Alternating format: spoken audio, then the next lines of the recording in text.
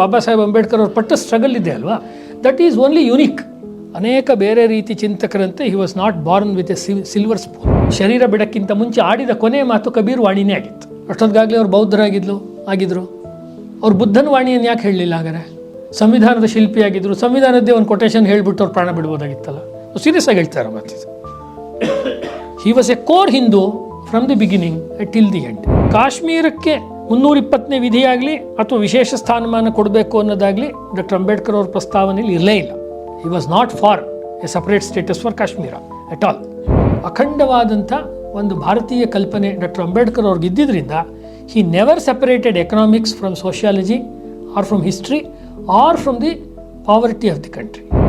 ಮುಂದೆ ಇವ್ರು ಮಾಡಿದಂಥ RBI ರಿಸರ್ವ್ ಬ್ಯಾಂಕ್ ಆಫ್ ಇಂಡಿಯಾಗೆ ಬೇಕಾದಂಥ ಬೇಸಿಕ್ ವಿಚಾರಗಳು, ಪ್ರಿಯಾಂಬಲ್ಗಳು ಏನಿದೆ ಅದೆಲ್ಲವೂ ಕೂಡ ಅಂಬೇಡ್ಕರ್ ಅವರ ಆರ್ಥಿಕ ಚಿಂತನೆಯ ಬರವಣಿಗೆಗಳಲ್ಲೇ ಕಾಣಿಸುತ್ತೆ. ಸೊ ಹಾಗಾಗಿ he was the father of Indian economy. ಭಾರತದಲ್ಲಿ ಇರುವಂಥ ಆರ್ಯ ಅಥವಾ ದ್ರಾವಿಡ ಅನ್ನುವುದನ್ನು ನಾವು ಜನಾಂಗವಾಚಕವಾಗಿ ತಗೊಳ್ಬಾರ್ದು ಅಂತ ಹೇಳಿದಂಥ ಕೆಲವರು ಆ ಕಾಲದಲ್ಲಿ, ಅವ್ರ ಪೈಕಿ ಸ್ವಾತಂತ್ರ್ಯ ಪೂರ್ವದಲ್ಲೇ ಡಾಕ್ಟರ್ ಬಾಬಾ ಸಾಹೇಬ್ ಅಂಬೇಡ್ಕರ್ ಅವರೊಬ್ಬರು. RSSನ ಶಾಖೆಗೆ ಕೂಡ ಡಾಕ್ಟರ್ ಅಂಬೇಡ್ಕರ್ ಅವರು ವಿಸಿಟ್ ಮಾಡಿದರು. ಅದ್ರ ಬಗ್ಗೆ ಕೂಡ ನಮಗೆ ಐತಿಹಾಸಿಕವಾಗಿ ದಾಖಲೆ ಸಿಕ್ಕತ್ತೆ. ಗಾಂಧೀಜಿಯವ್ರನ್ನ ಅವರು ಭೇಟಿ ಮಾಡಿದಾಗ, ನೀವು ಹುಟ್ಟಕ್ಕಿಂತ ಮುಂಚೆಯಿಂದನೂ ನಾನು ಡಿಪ್ರೆಸ್ಡ್ ಕ್ಲಾಸಸ್ಗೋಸ್ಕರ ಹೋರಾಟ ಮಾಡ್ತಾ ಇದ್ದೀನಿ ಅಂತ ತುಂಬ ಘೃಣವಾದ ರೀತಿಯಲ್ಲಿ ಒಬ್ಬ ವ್ಯಕ್ತಿಯನ್ನು ಯಾವ ರೀತಿ ಮಾತನಾಡಿಸಬಾರ್ದು, ಒಂದು ಸಭ್ಯತೆ ಅಲ್ಲದ ರೀತಿಯಲ್ಲಿ ಗಾಂಧೀಜಿಯವರು ಬಾಬಾ ಸಾಹೇಬ್ ಅಂಬೇಡ್ಕರ್ನ ಮಾತಾಡಿಸ್ತಾರೆ. ಮತ್ತು ಇವತ್ತು ನಾವು ಅದೇ ರೀತಿ ಡಾಕ್ಟರ್ BR ಅಂಬೇಡ್ಕರ್ ಅಥವಾ ಬಾಬಾ ಸಾಹೇಬ್ ಅಂಬೇಡ್ಕರ್ ಅವರ ವಿಚಾರಗಳನ್ನು ನೋಡ್ತೀವಿ. ಒಬ್ಬ ವ್ಯಕ್ತಿ ಆತ ಜನಪ್ರಿಯನಾಗೋಕ್ಕಿಂತ ಮುಂಚೆ ಒಂದು ರೀತಿ ಇರ್ತಾನೆ ಅನಿಸುತ್ತೆ ಸಮಾಜದಲ್ಲಿ. ಆತ ಜನಪ್ರಿಯನಾದ ಮೇಲೆ ಅವನ ಜಾತಿ ಅಥವಾ ಕಮ್ಯುನಿಟಿ ಅಥವಾ ಅದಕ್ಕೆ ಸಂಬಂಧಪಟ್ಟಂಥ ರಾಜಕೀಯ ಶಕ್ತಿಗಳು, ವಿಭಿನ್ನವಾದ ರಾಜಕೀಯ ಶಕ್ತಿಗಳು ಆ ವ್ಯಕ್ತಿ ಜೊತೆ ಜೋಡಿಸ್ಕೊಂಡಾಗ ಡಾಕ್ಟರ್ ಅಂಬೇಡ್ಕರ್ ಅವರು, ಬಾಬಾ ಸಾಹೇಬ್ ಅಂಬೇಡ್ಕರ್ ಅವ್ರ ಪಟ್ಟ ಸ್ಟ್ರಗಲ್ ಇದೆ ಅಲ್ವಾ, ದಟ್ ಈಸ್ ಓನ್ಲಿ ಯುನಿಕ್. ಉದಾಹರಣೆಗೆ ಅವರು ಮಾತೃಶ್ರೀ ರಮಾಬಾಯಿ ಅವ್ರನ್ನ ಮದುವೆ ಆಗಿರುವ ಸಂದರ್ಭ, ಅವರು ಊರಿನಲ್ಲಿ ಮುಂಬೈನಲ್ಲಿ ಎಲ್ಲಿ ಮದುವೆ ಮಾಡಬೇಕೋ ಆ ಮದುವೆ ಮಂಟಪ ಛತ್ರ ಹೇಗಿತ್ತು ಅಂತ ಹೇಳಿದ್ರೆ ಅದು ಮೀನಿನ ಮಾರ್ಕೆಟ್. ಬೆಳಗ್ಗೆ ಹೊತ್ತು ಮದುವೆ ಮಾಡೋಕ್ಕಾಗಲ್ಲ, ಯಾಕೆಂದ್ರೆ ಮೀನಿನ ವ್ಯಾಪಾರ ನಡೀತಾ ಇರುತ್ತೆ. ಎಲ್ಲ ಮುಗಿದ ಮೇಲೆ ಅದನ್ನೆಲ್ಲ ತೊಳೆದು ಕ್ಲೀನ್ ಮಾಡಿ ಅಲ್ಲಿ ರಾತ್ರಿ ಮದುವೆ ಮಾಡ್ತಾರೆ. ರಮಾಬಾಯಿ ಮತ್ತು ಡಾಕ್ಟರ್ ಅಂಬೇಡ್ಕರ್ ಅವ್ರ ಮದುವೆ ಆಗಿದ್ದು ಆ ರೀತಿ. ಅದನ್ನು ಅವರೇ ಕೋಟ್ ಮಾಡ್ತಾರೆ, ಅವ್ರದ್ದೇ ಸ್ವತಃ ಬರವಣಿಗೆಯಲ್ಲಿ ಕೋಟ್ ಮಾಡ್ತಾರೆ. ಹಾಗಾಗಿ ಅನೇಕ ಬೇರೆ ರೀತಿ ಚಿಂತಕರಂತೆ he was not born with a silver spoon. ಇದನ್ನು ನಾವು ತುಂಬ ಚೆನ್ನಾಗಿ ಅರ್ಥ ಮಾಡ್ಕೋಬೇಕು. ಡಾಕ್ಟರ್ ಅಂಬೇಡ್ಕರ್ ಅವರ ಜೀವನದಲ್ಲಿ ಬಹಳ ಮುಖ್ಯವಾಗಿ ಬಂದಿರುವಂಥದ್ದು ಒಂದು ಪ್ರಾಮಾಣಿಕತೆ, ಒಂದೊಂದು ಸತತವಾದ ಅಧ್ಯಯನ, ಸತತವಾದ ಸಂಘರ್ಷ ಮತ್ತು ಎಲ್ಲವನ್ನೂ ಒಂದು ಪ್ರಾಗ್ಮ್ಯಾಟಿಕ್ ಅಂತ ಹೇಳ್ಬೋದಾದ ರೀತಿಯಲ್ಲಿ ವಸ್ತುನಿಷ್ಠವಾಗಿ ದಾಖಲೆಗಳ ಸಮೇತ ಹೇಳುವಂಥ ಪ್ರಯತ್ನ. ಒಳಗಡೆ ಏನೇ ಇದ್ರೂ, ಸಿಟ್ಟು, ನೋವು, ಆಕ್ರೋಶ ಏನೇ ಇದ್ರೂ ಎಲ್ಲವನ್ನೂ ಕೂಡ ಪ್ರಮಾಣೀಭೂತವಾದ ದಾಖಲೆಗಳ ಮೂಲಕ ಹೇಳುವಂಥ ಒಂದು ಪ್ರಯತ್ನವನ್ನು ಡಾಕ್ಟರ್ ಅಂಬೇಡ್ಕರ್ ಮಾಡ್ತಾರೆ. ಹೀಗಾಗಿ ಎಮೋಷನಲ್ ಕಂಟೆಂಟ್ ಅನ್ನುವ ಭಾಗ ಅವರಲ್ಲಿ ಇಲ್ಲ ಅಂತ ಹೇಳಲ್ಲ ನಾನು, ಇದೆ. ಆದರೆ ಅದರ ಒಳಗಡೆ ಲೇಯರ್ನಲ್ಲಿ ನಮಗೆ ಅದು ಕಂಡುಬರುತ್ತೆ. ಇದನ್ನು ಗಮನದಲ್ಲಿಟ್ಕೊಂಡು ಅವರ 22 ಸಂಪುಟಗಳನ್ನು ಬೇರೆ ಬೇರೆ ಭಾಷೆಗಳಲ್ಲಿ ಸಿಗುತ್ತೆ.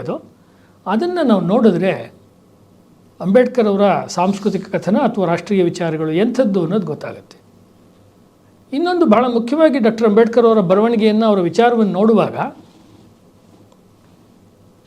ಒಂದಷ್ಟು ಹಂತಗಳಲ್ಲಿ ಸಮಕಾಲೀನ ಹಿಂದೂ ಸಮಾಜದ ಜೊತೆಗೆ ಭಿನ್ನಮತ, ಅಭಿಪ್ರಾಯ ಭೇದಗಳನ್ನೆಲ್ಲ ಇಟ್ಕೊಂಡ್ರೂ ಕೂಡ ಅಂತಿಮವಾಗಿ ಅವರ ಗುರಿ ಏನಾಗಿತ್ತು, ಅಂತಿಮವಾಗಿ ಅವರು ಏನನ್ನು ಸಾಧಿಸೋಕ್ಕೆ ನೋಡಿದ್ರು ಅನ್ನುವುದನ್ನು ಕೆಲವು ಅವರ ಅನುಯಾಯಿಗಳನ್ನು ಬಿಟ್ಟರೆ, ಮುಂದೆ ಕರ್ನಾಟಕದ ಮಟ್ಟಿಗೆ ಹೇಳಿದರೆ ವೀರಪ್ಪ ಮೊಯ್ಲಿ ಅವ್ರ ಕಾಲದಲ್ಲಿ ಅಂಬೇಡ್ಕರ್ ಅವರ ಸಮಗ್ರ ಸಂಪುಟಗಳು ಕನ್ನಡದಲ್ಲಿ ಬರೋಕ್ಕೆ ಆರಂಭವಾಯಿತು.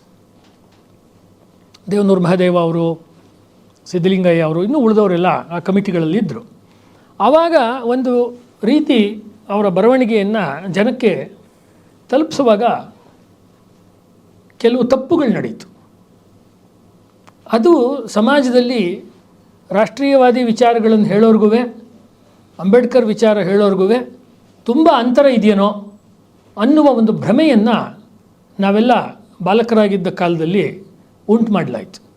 ಹೀಗಾಗಿ ಅಂಬೇಡ್ಕರಿಸಮ್ ಅಥವಾ ದಲಿತ್ ಚಿಂತನೆ ಅಂದರೆ ಅದು ನ್ಯಾಷನಲಿಸ್ಟ್ ಚಿಂತನೆಗಿಂತ ಒಂದು ಭಿನ್ನವಾದಂಥ ಒಂದು ದಾರಿ ಅನ್ನುವ ಒಂದು ಸರಳೀಕೃತ ಅಭಿಪ್ರಾಯ ಆ ಕಾಲದಲ್ಲಿ ಉಂಟಾಯಿತು. ಅದೇನು ಉದ್ದೇಶಪೂರ್ವಕವಾಗಿ ಉಂಟಾಯಿತೋ ಅಥವಾ ಸೆಲೆಕ್ಟಿವ್ ರೀಡಿಂಗಿಂದ ಆಯಿತೋ ಗೊತ್ತಿಲ್ಲ. ಕೆಲವೊಮ್ಮೆ ಸೆಲೆಕ್ಟಿವ್ ರೀಡಿಂಗಿಂದನೂ ಆಗಿರ್ಬೋದು. ಹಾಗಾಗಿ ಈ ಅಂಶದಿಂದ ಏನಾಯಿತು, ಅನೇಕ ವರ್ಷಗಳ ಕಾಲ ಅಂಬೇಡ್ಕರ್ ಲಿಟ್ರೇಚರ್ ಅಂತ ಹೇಳಿದ್ರೆ ಇದು ರಾಷ್ಟ್ರೀಯ ವಿಚಾರಕ್ಕೆ ಸಂಬಂಧಪಟ್ಟಿರೋ ಲಿಟ್ರೇಚರ್ ಹೌದಾ ಅಥವಾ ಅಲ್ವಾ ಅನ್ನುವ ರೀತಿಯಲ್ಲೇ ಅವರನ್ನು ಒಳಗು ಮಾಡಿಕೊಳ್ಳೋದು ಆ ಮಟ್ಟಿಗೆ ನಿಧಾನ ಆಯಿತು. ಯಾಕೆ ನಾನಿಷ್ಟು ಪೀಠಿಕಾ ರೂಪದ ಮಾತು ಹೇಳಿದೆ ಅಂದರೆ, ಯಾವ ನಾಗಪುರದಲ್ಲಿ ರಾಷ್ಟ್ರೀಯ ಸ್ವಯಂ ಸೇವಕ ಸಂಘದ ಜನ್ಮ ಉಂಟಾಯಿತು, ಮೋಹಿತವಾಡ ಸಂಘಸ್ಥಾನದಲ್ಲಿ, ಎಲ್ಲಿ ಡಾಕ್ಟರ್ ಕೇಶವ ಬಲರಾಮ್ ಹೆಡ್ಗೇವಾರ್ ಇದ್ದರೋ ಅದೇ ಊರಿನಲ್ಲೇ ಇವರು ದೀಕ್ಷಾಭೂಮಿನಲ್ಲಿ ಲಕ್ಷಾಂತರ ಜನ, 5 ಲಕ್ಷ ಸುಮಾರು ಅಷ್ಟು ಜನಗಳ ಸಮೇತ ಅವರು ಬೌದ್ಧ ಧರ್ಮವನ್ನು ಸ್ವೀಕಾರ ಮಾಡಿದರು. ಆ ಸ್ವೀಕಾರ ಮಾಡುವ ಸಂದರ್ಭದ ಉಪನ್ಯಾಸದಲ್ಲಿ ಅಥವಾ ಭಾಷಣದಲ್ಲಿ ಅವ್ರು ಹೇಳೋದು, ಅನೇಕರು ಹೇಳ್ತಾರೆ ಇದು RSSನ ಕೇಂದ್ರ, ಅದಕ್ಕೋಸ್ಕರ RSSನವ್ರಿಗೆ ಉತ್ತರ ಕೊಡೋಕ್ಕೋಸ್ಕರ ಈ ದೀಕ್ಷಾಭೂಮಿನಲ್ಲಿ ನಾವು ನಾಗ್ಪುರದಲ್ಲಿ ಕಾರ್ಯಕ್ರಮ ಮಾಡ್ತಾಯಿದ್ದೀವಿ ಅಂತ ಅನೇಕರು ಹೇಳ್ತಾ ಇದ್ದಾರೆ ನಮ್ಮ ಸ್ನೇಹಿತರು. ಹಾಗೇನಿಲ್ಲ. ನಾಗ ಅನ್ನುವಂಥ ರಾಜವಂಶಗಳು ಅಥವಾ ನಾಗ ಅನ್ನುವಂಥ ಜನ, ಅವರು ಆಳಿದಂಥ ಒಂದು ಭಾಗ ಈ ನಾಗಪುರ ಇತಿಹಾಸದಲ್ಲಿ. ಆ ನಾಗಗಳು ಯಾರನ್ನು ನಾವು ಬೌದ್ಧರು ಅಂತ ಹೇಳ್ತೀವಿ ಅಥವಾ ಯಾರ ವಿಚಾರಗಳ ಹಿನ್ನೆಲೆಯಲ್ಲಿ ನಾವು ಬರ್ತಾಯಿದ್ದೀವಿ, ನಮ್ಮ ವಿಚಾರವನ್ನು ಮುಂದಕ್ಕೆ ತೊಗೊಂಡು ಹೋಗ್ತಾ ಇದ್ದೀವಿ, ನಮಗೂ ಅವ್ರಿಗೂ ಸಂಬಂಧ ಇದೆ. ಈ ಹಿನ್ನೆಲೆಯಲ್ಲಿ ನಮಗೆ ಎಲ್ಲಿ ಒಂದು ಕಲ್ಚರಲ್ ಅಫಿನಿಟಿ, ಸಾಂಸ್ಕೃತಿಕವಾದ ಹೊಕ್ಕಳು ಬಳ್ಳಿ ಸಂಬಂಧವಿದೆಯೋ ಆ ಹಿನ್ನೆಲೆಯಲ್ಲಿ ನಾವು ನಾಗ್ಪುರದಲ್ಲಿ ಈ ಕಾರ್ಯಕ್ರಮವನ್ನು ಮಾಡ್ತಾಯಿದ್ದೀವಿ ಅಂತವರು ಸ್ಪಷ್ಟಪಡಿಸ್ತಾರೆ. ಅಂದರೆ ಆ ಕಾಲದಲ್ಲೇ ರಾಷ್ಟ್ರೀಯವಾದಿ ವಿಚಾರಕ್ಕೂ ಅಂಬೇಡ್ಕರ್ ಅವ್ರ ವಿಚಾರಕ್ಕೂ ಅಂತರವನ್ನು ಕ್ರಿಯೇಟ್ ಮಾಡುವ ಪ್ರಯತ್ನಗಳು ನಡೀತಿದ್ವು ಅನ್ನೋದು ನಮಗೆ ಗೊತ್ತಾಗುತ್ತೆ. ಇಷ್ಟು ಹಿನ್ನೆಲೆಯನ್ನು ಹೇಳಿ ಕೆಲವು ಅಂಶಗಳನ್ನು ಡಾಕ್ಟರ್ ಬಾಬಾ ಸಾಹೇಬ್ ಅಂಬೇಡ್ಕರ್ ಅವ್ರ ಬಗ್ಗೆ ಹೇಳೋದಕ್ಕೆ ನಾನು ಪ್ರಯತ್ನ ಮಾಡ್ತೀನಿ. ಒಬ್ಬ ವ್ಯಕ್ತಿಯ ಬಾಲ್ಯವನ್ನು ನೋಡಿದಾಗ ಅವ್ರ ಬಾಲ್ಯ ಹೇಗಿತ್ತು ಅನ್ನೋದ್ರ ಬಗ್ಗೆ ತುಂಬ ಜನ ಅವರ ಜೀವನ ಚರಿತ್ರಕಾರರು ಹೈಲೈಟ್ ಮಾಡೋಕ್ಕೆ ಅಷ್ಟು ಇಷ್ಟಪಡಲ್ಲ. ಯಾಕೆಂದರೆ ಅವ್ರಿಗೆ ಅದೊಂದು ಸ್ವಲ್ಪ ಕಸಿವಿಸಿ ಉಂಟು ಮಾಡುತ್ತೆ. ರೆಗ್ಯುಲರಾಗಿ ಯಾರು ಸೆಕ್ಯುಲರ್ ವಾದದ ದೃಷ್ಟಿಯಿಂದ ಅಂಬೇಡ್ಕರ್ ಅವ್ರ ಜೀವನ ಚರಿತ್ರೆಗಳನ್ನು ಬರೀತಾರೆ, ಸೋ ಕಾಲ್ಡ್ ಪ್ರೋಗ್ರೆಸಿವ್ ರೈಟರ್ಸು ಅನ್ನೋರು. ಅವರ ಬಾಲ್ಯದಲ್ಲಿ ಮನೆಯಲ್ಲಿ ಎಲ್ಲ ಹಿಂದೂಗಳ ಮನೆಯ ಥರನೇ ರಾಮಾಯಣ ಮಹಾಭಾರತಗಳ ಪ್ರಭಾವ ಇತ್ತು ಅಂಬೇಡ್ಕರ್ ಅವ್ರ ಮನೆ. ನಮ್ಮ ಮನೇಲಿ ನಿಮ್ಮ ಮನೇಲಿ ಹೆಂಗಿತ್ತೋ ಹೆಂಗಿದೆಯೋ ಹಾಗೆ ಅವ್ರ ಮನೇಲಿ ಇತ್ತು. So it was A normal Hindu family. ಅವ್ರ ಮನೆಯಲ್ಲಿ ಆ ಒಂದು ವಾತಾವರಣ ಇತ್ತು. ಮತ್ತು ಮಹಾತ್ಮ ಕಬೀರ್ ಮತ್ತು ಮರಾಠಿಯ ಬೇರೆ ಬೇರೆ ಸಂತ ಕವಿಗಳು ಅವರ ಭಜನೆಯನ್ನು ಮಾಡುವ ಅಭ್ಯಾಸವನ್ನು ಅವ್ರ ತಂದೆಯವರು ಇಟ್ಕೊಂಡಿದ್ರು, ರಾಮ್ಜಿ ಸಕ್ಪಾಲ್ ಇಟ್ಕೊಂಡಿದ್ರು. ಹೀಗಾಗಿ ಕಬೀರರ, ಈ ಮಾತನ್ನು ಅಂಡರ್ಲೈನ್ ಮಾಡಿ ಕೇಳಿಸ್ಕೋಬೇಕು, ಕಬೀರರ ನಿರ್ಗುಣೋಪಾಸನೆಯ ಪಂಥದ ಪ್ರಭಾವ ಅಂಬೇಡ್ಕರ್ ಮೇಲಾಯಿತು. ನಮ್ಮ ದೇಶದ ತತ್ವಶಾಸ್ತ್ರದಲ್ಲಿ ಒಂದು ಸಗುಣೋಪಾಸನೆಯ ಚಿಂತನೆ ಅಂತ ಒಂದಿದೆ, ಒಂದು ನಿರ್ಗುಣೋಪಾಸನೆ ಅಂತಿದೆ. ಸಗುಣ ಭಕ್ತಿ ಅಥವಾ ಸಗುಣೋಪಾಸನೆ ಎಂದಾಗ ದೇವರ ಸ್ವರೂಪ ಕಣ್ಣಿಗೆ ಕಾಣಿಸುತ್ತೆ. ನಿರ್ಗುಣೋಪಾಸನೆ ಆದಾಗ ಅದು ಜ್ಯೋತಿಯ ಸ್ವರೂಪದಲ್ಲಿ ನಿರಾಕಾರವಾಗಿ ಅದರ ಆರಾಧನೆ ನಡೆಯುತ್ತೆ. ಆ ನಿರ್ಗುಣೋಪಾಸನೆಯ ಭಾವನೆ ಹಿಂದೂ ಸಮಾಜವನ್ನು, ಹಿಂದೂ ತತ್ವಶಾಸ್ತ್ರವನ್ನು ಅವರು ಯಾವಾಗ ಟೀಕೆ ಮಾಡ್ತಾರೋ ಅಥವಾ ಯಾವಾಗ ಅವರು ಅದರ ಬಗ್ಗೆ ಅವರ ಟಿಪ್ಪಣಿಗಳನ್ನು ಮಾಡ್ತಾರೋ ಆವಾಗ ನಾವು ಗಮನದಲ್ಲಿ ಇಟ್ಕೋಬೇಕು ಅದನ್ನು. ಅಂದರೆ ಎ ನಿರ್ಗುಣೋಪಾಸಕ Hindu is talking about all the ancient Hindu text. ಅದನ್ನು ತಿಳ್ಕೊಂಡಾಗ ಸಹಜವಾಗಿ ಸಗುಣೋಪಾಸನೆ ಮಾಡೋರಿಗೆ ಅದು ಟೀಕಾತ್ಮಕವಾಗಿ ಕಾಣಿಸೋದ್ರಲ್ಲಿ ಸಮಸ್ಯೆನೇ ಇಲ್ಲ, ಸಹಜವೇ ಅದು. ನಾನು ಬುದ್ಧಿಯಲ್ಲ, ನಾನು ಹೆಣ್ಣಲ್ಲ, ನಾನು ಗಂಡಲ್ಲ, ನಾನು ಗುರುವಲ್ಲ, ನಾನು ಶಿಷ್ಯನಲ್ಲ, ನಾನು ಚಿದಾನಂದ ಸ್ವರೂಪನಾದ ಶಿವ ಅಂತ ಶಂಕರಾಚಾರ್ಯರ ನಿರ್ವಾಣ ಷಟ್ಕದಲ್ಲಿ ನಾವು ಕೇಳುವಾಗ ಇದೇನಿದೆ ಎಲ್ಲವನ್ನೂ ನಿರಾಕರಣೆ ಮಾಡ್ತಾ ಇದ್ದಾರೆ ಇವರು ಅನ್ಸುತ್ತೆ. ಅಂತ 100 ಪದ್ಯಗಳು ನಿಮ್ಮ ಕಬೀರ್ ದಾಸಲ್ಲಿ ಕಾಣಿಸುತ್ತೆ. ಉತ್ತರ ಭಾರತದ ಬಹಳ ದೊಡ್ಡ ರಾಮಭಕ್ತ ನಿರ್ಗುಣೋಪಾಸಕ ಕವಿ ಅಂತ ಹೇಳಿದ್ರೆ ಕಬೀರರು. ಆ ಕಬೀರರ ಪ್ರಭಾವ ಅವ್ರ ಮೇಲಿತ್ತು. ಎಷ್ಟರ ಮಟ್ಟಿಗಿತ್ತು ಅಂದರೆ ಅವ್ರ ಕೊನೆಯ ದಿವಸ, ಇದು ಅವ್ರ ಬಾಲ್ಯದಲ್ಲಿ ಕಬೀರಾಯಿತು, ಕೊನೆಯ ದಿವಸ ಅವರು ಮಹಾನಿರ್ವಾಣ ಅಥವಾ ಪರಿನಿರ್ವಾಣವನ್ನು ಹೊಂದುವಾಗ ಕೂಡ ಅವರು ದೇಹ ಬಿಡುವ ಹಿಂದಿನ ರಾತ್ರಿ ನಾನಕ್ ಚಂದ್ ರತ್ತು ಅವರ ಅಸೋಸಿಯೇಟ್, ಅವರ ಅಸಿಸ್ಟೆಂಟ್ ಅಥವಾ ಆಪ್ತ ಸ್ನೇಹಿತ ಸಹಾಯಕ, ಆತ ಇವ್ರನ್ನ ಕರ್ಕೊಂಡು ಹೋಗಿ ಆತ ವಿಶ್ರಾಂತಿಗೆ ಕರ್ಕೊಂಡು ಹೋಗಬೇಕಾದ್ರೆ ಅವನ ಹೆಗಲ ಮೇಲೆ ಕೈ ಹಾಕ್ಕೊಂಡು ಅವ್ರು ಹೋಗಬೇಕಾದ್ರೆ ಅವರು ಗುನುಗುಣಿಸುವಂಥ ಪದ್ಯ ಕವನ ಅದು ಕಬೀರ್ದೇನೆ. ಕಬೀರ್ ದಾಸ್ ಪದ್ಯವನ್ನು ಹೇಳ್ತಾನೆ ಅವರು ಕೊನೆಗೆ ನಮಗೆ ಸಿಗುವಂಥ ಅವರು ಆಡಿದಂಥ ಮಾತು, ಶರೀರ ಬಿಡಕ್ಕಿಂತ ಮುಂಚೆ ಆಡಿದ ಕೊನೆಯ ಮಾತು ಕಬೀರ್ ವಾಣಿನೇ ಆಗಿತ್ತು. ಅಷ್ಟೊತ್ತಿಗಾಗಲೇ ಅವ್ರು ಆಗಿದ್ದರು. ಅವ್ರು ಬುದ್ಧನ ವಾಣಿಯನ್ನು ಯಾಕೆ ಹೇಳಲಿಲ್ಲ? ಹಾಗಾದರೆ ಸಂವಿಧಾನದ ಶಿಲ್ಪಿಯಾಗಿದ್ದರು, ಸಂವಿಧಾನದ್ದೇ ಒಂದು ಕೊಟೇಶನ್ ಹೇಳಿಬಿಟ್ಟು ಅವ್ರು ಪ್ರಾಣ ಬಿಡ್ಬೋದಾಗಿತ್ತಲ್ಲ. ಸೀರಿಯಸ್ ಆಗಿ ಹೇಳ್ತಾರೆ ಮಾತಿದ್ದು. He was a core Hindu from the beginning till the end. ಈ ಪಾಯಿಂಟನ್ನು 60, 70, 80ರ ದಶಕದಲ್ಲಿ ಹೇಳೋಕ್ಕಾಗದಂಥ ಒಂದು ಸಾಂಸ್ಕೃತಿಕ ಕಂದರ ನಮ್ಮ ದೇಶದ ಸೋಷಿಯಲಿಸಮ್ ಕಾರಣಕ್ಕೆ, ನಮ್ಮ ದೇಶದ ಕಮ್ಯುನಿಸಮ್ ಕಾರಣಕ್ಕೆ, ನಮ್ಮ ದೇಶದ ಕಾಂಗ್ರೆಸ್ ವಾದ ಅದರ ಕಾರಣಕ್ಕೋಸ್ಕರ ನಮ್ಮ ದೇಶದಲ್ಲಿ ಉಂಟಾಯಿತು. ಆವಾಗ ಅವರು ಹೆಣದಂಥ ವಿಚಾರ ಏನು ಅಂತ ಹೇಳಿದ್ರೆ, ಬ್ರಾಹ್ಮಿನಿಸಮ್ ವರ್ಸಸ್ ಅಂಬೇಡ್ಕರ್ ಅನ್ನೋ ರೀತಿಯಲ್ಲಿ ಒಂದು ಮಾಡಿದ್ರು. ಬ್ರಾಹ್ಮಣವಾದ ಅಂತ ಹೇಳಿದ್ರೆ ಪಾಸಿಟಿವ್ ಅರ್ಥದಲ್ಲಿ ತೊಗೊಂಡ್ರೆ ಬ್ರಹ್ಮವಾದ ಅಂತ, ಪರಬ್ರಹ್ಮ ತತ್ವವನ್ನು ಕುರಿತು ಉಪಾಸನೆ ಮಾಡುವ ಉಪನಿಷತ್ತಿನ ವಿಚಾರಗಳು ಅಂತ ಅಷ್ಟೇ. ಅದನ್ನು ಅವರು ಒಂದು ಜಾತಿಗೆ ಅಥವಾ ಒಂದು ಕಮ್ಯುನಿಟಿಗೆ ಅಂತ ಕ್ರಿಯೇಟ್ ಮಾಡಿ ಡಾಕ್ಟರ್ ಅಂಬೇಡ್ಕರ್ ಅವರು ಮಾತನಾಡಿದ್ದೆಲ್ಲ ಬ್ರಾಹ್ಮಣರ ವಿರುದ್ಧ ಅಂತ ಹೇಳಿದ್ರಿಂದ ಬಹುಸಂಖ್ಯಾತ ಬ್ರಾಹ್ಮಣರಿಗೂ ಕೂಡ ಅಂಬೇಡ್ಕರ್ ನಮ್ಮ ವಿರೋಧಿ ಅಂತ ಹೇಳಿ ಅವರು ಪಕ್ಕಕ್ಕಿಡೋ ಪರಿಸ್ಥಿತಿ ಉಂಟಾಯಿತು.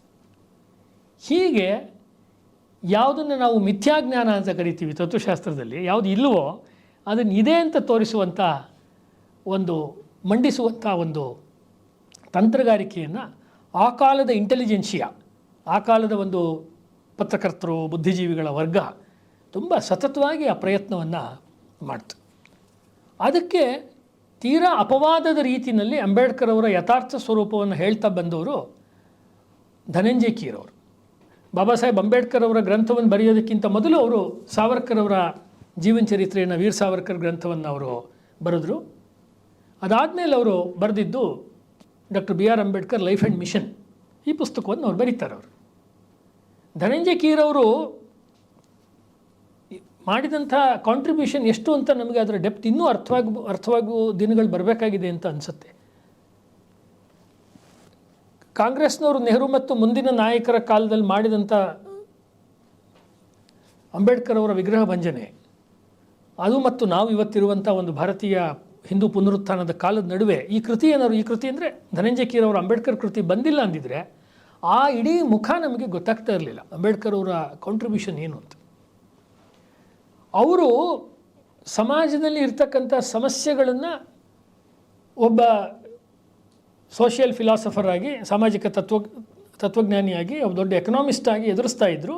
ಅದಕ್ಕೆ ಅವರು ಸ್ವರೂಪವನ್ನು ಕಂಡುಕೊಂಡಿದ್ದು ಒಂದು ಲೈಬ್ರರಿಗಳಲ್ಲಿ ಅಥವಾ ಮೀಟಿಂಗ್ಗಳಲ್ಲಿ ಅದ್ರ ಬಗ್ಗೆ ಪ್ರಪೋಸ್ ಮಾಡೋದು, ಅದಕ್ಕೆ ಸಂಬಂಧಪಟ್ಟ ಬರವಣಿಗೆಗಳನ್ನು ಮಾಡೋದು, ತುಂಬ ಎಲೀಟ್ ಆಗಿರುವಂಥ ಸಭೆಗಳಲ್ಲಿ ಜನಗಳನ್ನು ಉದ್ದೇಶಿಸಿ ಮಾತನಾಡುವಂಥ ಒಂದು ಪ್ರಯತ್ನ. ಅಷ್ಟಕ್ಕೆ ಅವ್ರು ನಿಲ್ಲದೆ ನೆನ್ನೆ ಹೇಳಿದ ಲೋಹಿಯಾ ಅವ್ರ ರೀತಿಯಲ್ಲೇ ಅಥವಾ ಲೋಹಿಯಾ ಅವ್ರ ಅಂಬೇಡ್ಕರ್ ರೀತಿಯಲ್ಲೇ ಬೀದಿಗಿಳಿದ್ರು. ಅಂದರೆ ಊರೂರನ್ನ ಸಂಚಾರ ಮಾಡಿ ಅಲ್ಲೆಲ್ಲ ಸಭೆಗಳನ್ನು ಏರ್ಪಡಿಸಿದ್ರು. ಬಹಳ ಪ್ರಚಂಡವಾದ ಸಭೆಗಳು ಅಂತ ಹೇಳೋಕ್ಕಾಗಲ್ಲ. ಕರ್ನಾಟಕದ ಮಟ್ಟಿಗೆ ಹೇಳೋದಾದರೆ SR ರಾಮಸ್ವಾಮಿಯವ್ರು ಕೋಟ್ ಮಾಡಿದ್ದು ಒಂದು ಸತಿ, ಇದೇ ಸೆಂಟ್ರಲ್ ಕಾಲೇಜಿಗೆ ಅಂಬೇಡ್ಕರ್ ಅವರು ಬಂದಿದ್ದರು. ಡಾಕ್ಟರ್ ಅಂಬೇಡ್ಕರ್ ಅವ್ರನ್ನು ಸೇರಿಸಿದಂತೆ ಸಭೆಯಲ್ಲಿದ್ದವ್ರ ಸಂಖ್ಯೆ 19. ಇವತ್ತು ಈ ಹಾಲ್ನಲ್ಲಿರೋರ ಸಂಖ್ಯೆ ಅದಕ್ಕಿಂತ ಜಾಸ್ತಿ ಇದೆ. ಅಂಬೇಡ್ಕರ್ ಅವ್ರ ವಿಚಾರ ಹೆಂಗೆ ವ್ಯಾಪಕವಾಗ್ತಾ ಹೋಯಿತು, ವೈಚಾರಿಕವಾದ ಒಂದು ಆರ್ಗ್ಯಾನಿಕ್ ಡೆವಲಪ್ಮೆಂಟ್, ಅದು ಏನೋ ತಕ್ಷಣ ಬೆಳೆದಿದ್ದಲ್ಲ, ಒಂದು ಸಾವಯವವಾದ ಬೆಳವಣಿಗೆ ಅದು ಆ್ಯಕ್ಚುಲಿ. ಅಂದರೆ ಅದ್ರ ಜೊತೆ ಗುರುತಿಸ್ಕೊಳ್ಳೋಕೆ ಜನಕ್ಕೆ ತಡ ಆಗ್ತಾಯಿದೆ. ಆದರೆ ಒಂದು ಸರ್ತಿ ಗುರುತಿಸ್ಕೊಂಡವರು ಈ ವಿಚಾರದಿಂದ ದೂರ ಹೋದರು ಅಂತಿಲ್ಲ, ನನ್ನ ಅನುಭವದಲ್ಲಿ ಇದುವರೆಗೂ ಕೂಡ, ನನ್ನೂ ಸೇರಿದಂತೆ. ಇದು ಯಾಕೆ ಬಂತು ಅಂತ ಹೇಳಿದ್ರೆ, ಪ್ರಾರಂಭದಲ್ಲಿ ಹೇಳಿದಂಥ ಅವ್ರ 3-4 ಪಾಯಿಂಟ್ ಇದೆಯಲ್ಲ, ಅವ್ರ ಪ್ರಾಮಾಣಿಕತೆ, ಅಧ್ಯಯನಶೀಲತೆ, ಪ್ರಚಂಡವಾದಂಥ ಒಂದು ಹೋರಾಟದ ಮನೋಭಾವ, ಇದು ಜನಗಳಿಗೆ ಒಂದು ಸರ್ತಿ ಹಿಡಿಸಿದ್ರೆ ಅದರಿಂದ ಅವರು ಆಚೆ ಹೋಗೋದಕ್ಕೆ ಸಾಧ್ಯವಿಲ್ಲ. ಬೇರೆ ಬೇರೆ ಕಾರಣಕ್ಕೆ ಹೋದರೆ ಹೋಗ್ಬೋದು, ಅಧಿಕಾರ ಲಾಭ ಮತ್ತೊಂದಕ್ಕೆ ಹೋದರೆ ಹೋಗ್ಬೋದು ಅಷ್ಟೇ. ಅದನ್ನು ನಮಗೆ ಕಾಣಿಸುತ್ತೆ. ಭಾರತದಲ್ಲಿ ಅವರು 3 ಜನಗಳನ್ನು ಗುರುಗಳಾಗಿ ಸ್ವೀಕಾರ ಮಾಡಿದರು. ಅಂಬೇಡ್ಕರ್ ಅವ್ರನ್ನ ಹೊಗಳೋರು, ಟೀಕೆ ಮಾಡೋರು ಇದನ್ನು ಗಮನದಲ್ಲಿ ಇಟ್ಕೋಬೇಕು. ಭಗವಾನ್ ಬುದ್ಧನನ್ನು ಅವರು ತನ್ನ ಗುರುವಾಗಿ ಸ್ವೀಕಾರ ಮಾಡಿದರು.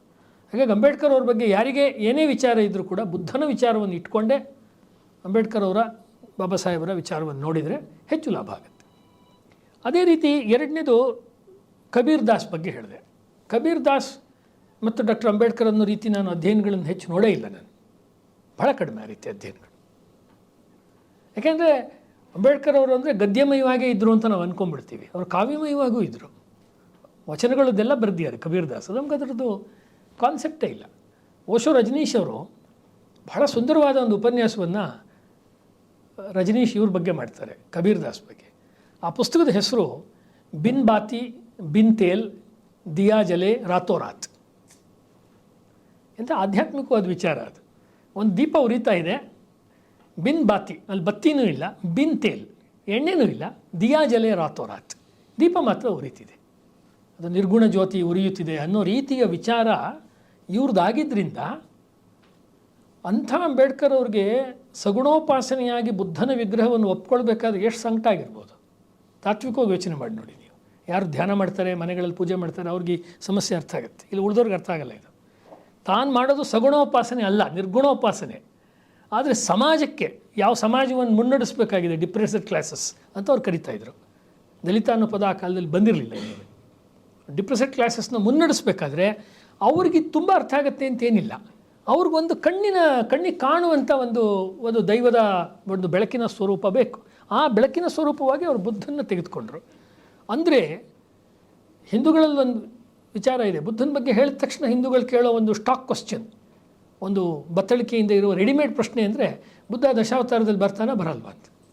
ಬಂದರೆಷ್ಟು ಬಿಟ್ಟರೆಷ್ಟು. ಅವನು ಭಗವಾನ್ ಅನ್ನೋದು ಮುಖ್ಯ, ಅವನು ಭಗವಂತ ಅನ್ನೋದು ಮುಖ್ಯ. ಇದು ಕೆಲಸದ ಏನಾಗುತ್ತೆ, ಪ್ರಶ್ನೆ ಅನ್ನೋದು ಚರ್ಚೆಯ ಮಟ್ಟವನ್ನು ಕೆಳಗೆ ತೊಗೊಂಬರುವಂಥ ಒಂದು ಪ್ರಯತ್ನ ಅಂತ ನನಗನ್ಸುತ್ತೆ ಈ ಪ್ರಶ್ನೆ. 10ನೇ ಅವತಾರ ಆದ್ರೇನು, 24ನೇ ಅವತಾರ ಆದ್ರೇನು, ಅವ್ನು ದೊಡ್ಡ ಮನುಷ್ಯ ಅಂತಾನೆ ಬುದ್ಧ.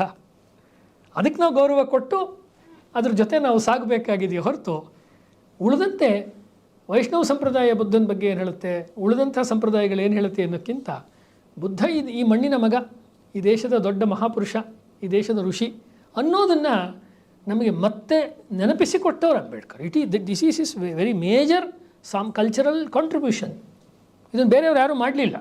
ಲೋಹಿ ಅವ್ರು ಮಾಡಲಿಲ್ಲ, ಬೇರೆ ಬೇರೆ ಚಿಂತಕರು ಈ ಕೆಲಸ ಮಾಡಲಿಲ್ಲ. ಇವರು ಫುಲೆಯವ್ರು ಮಾಡಲಿಲ್ಲ ಈ ಕೆಲಸನ.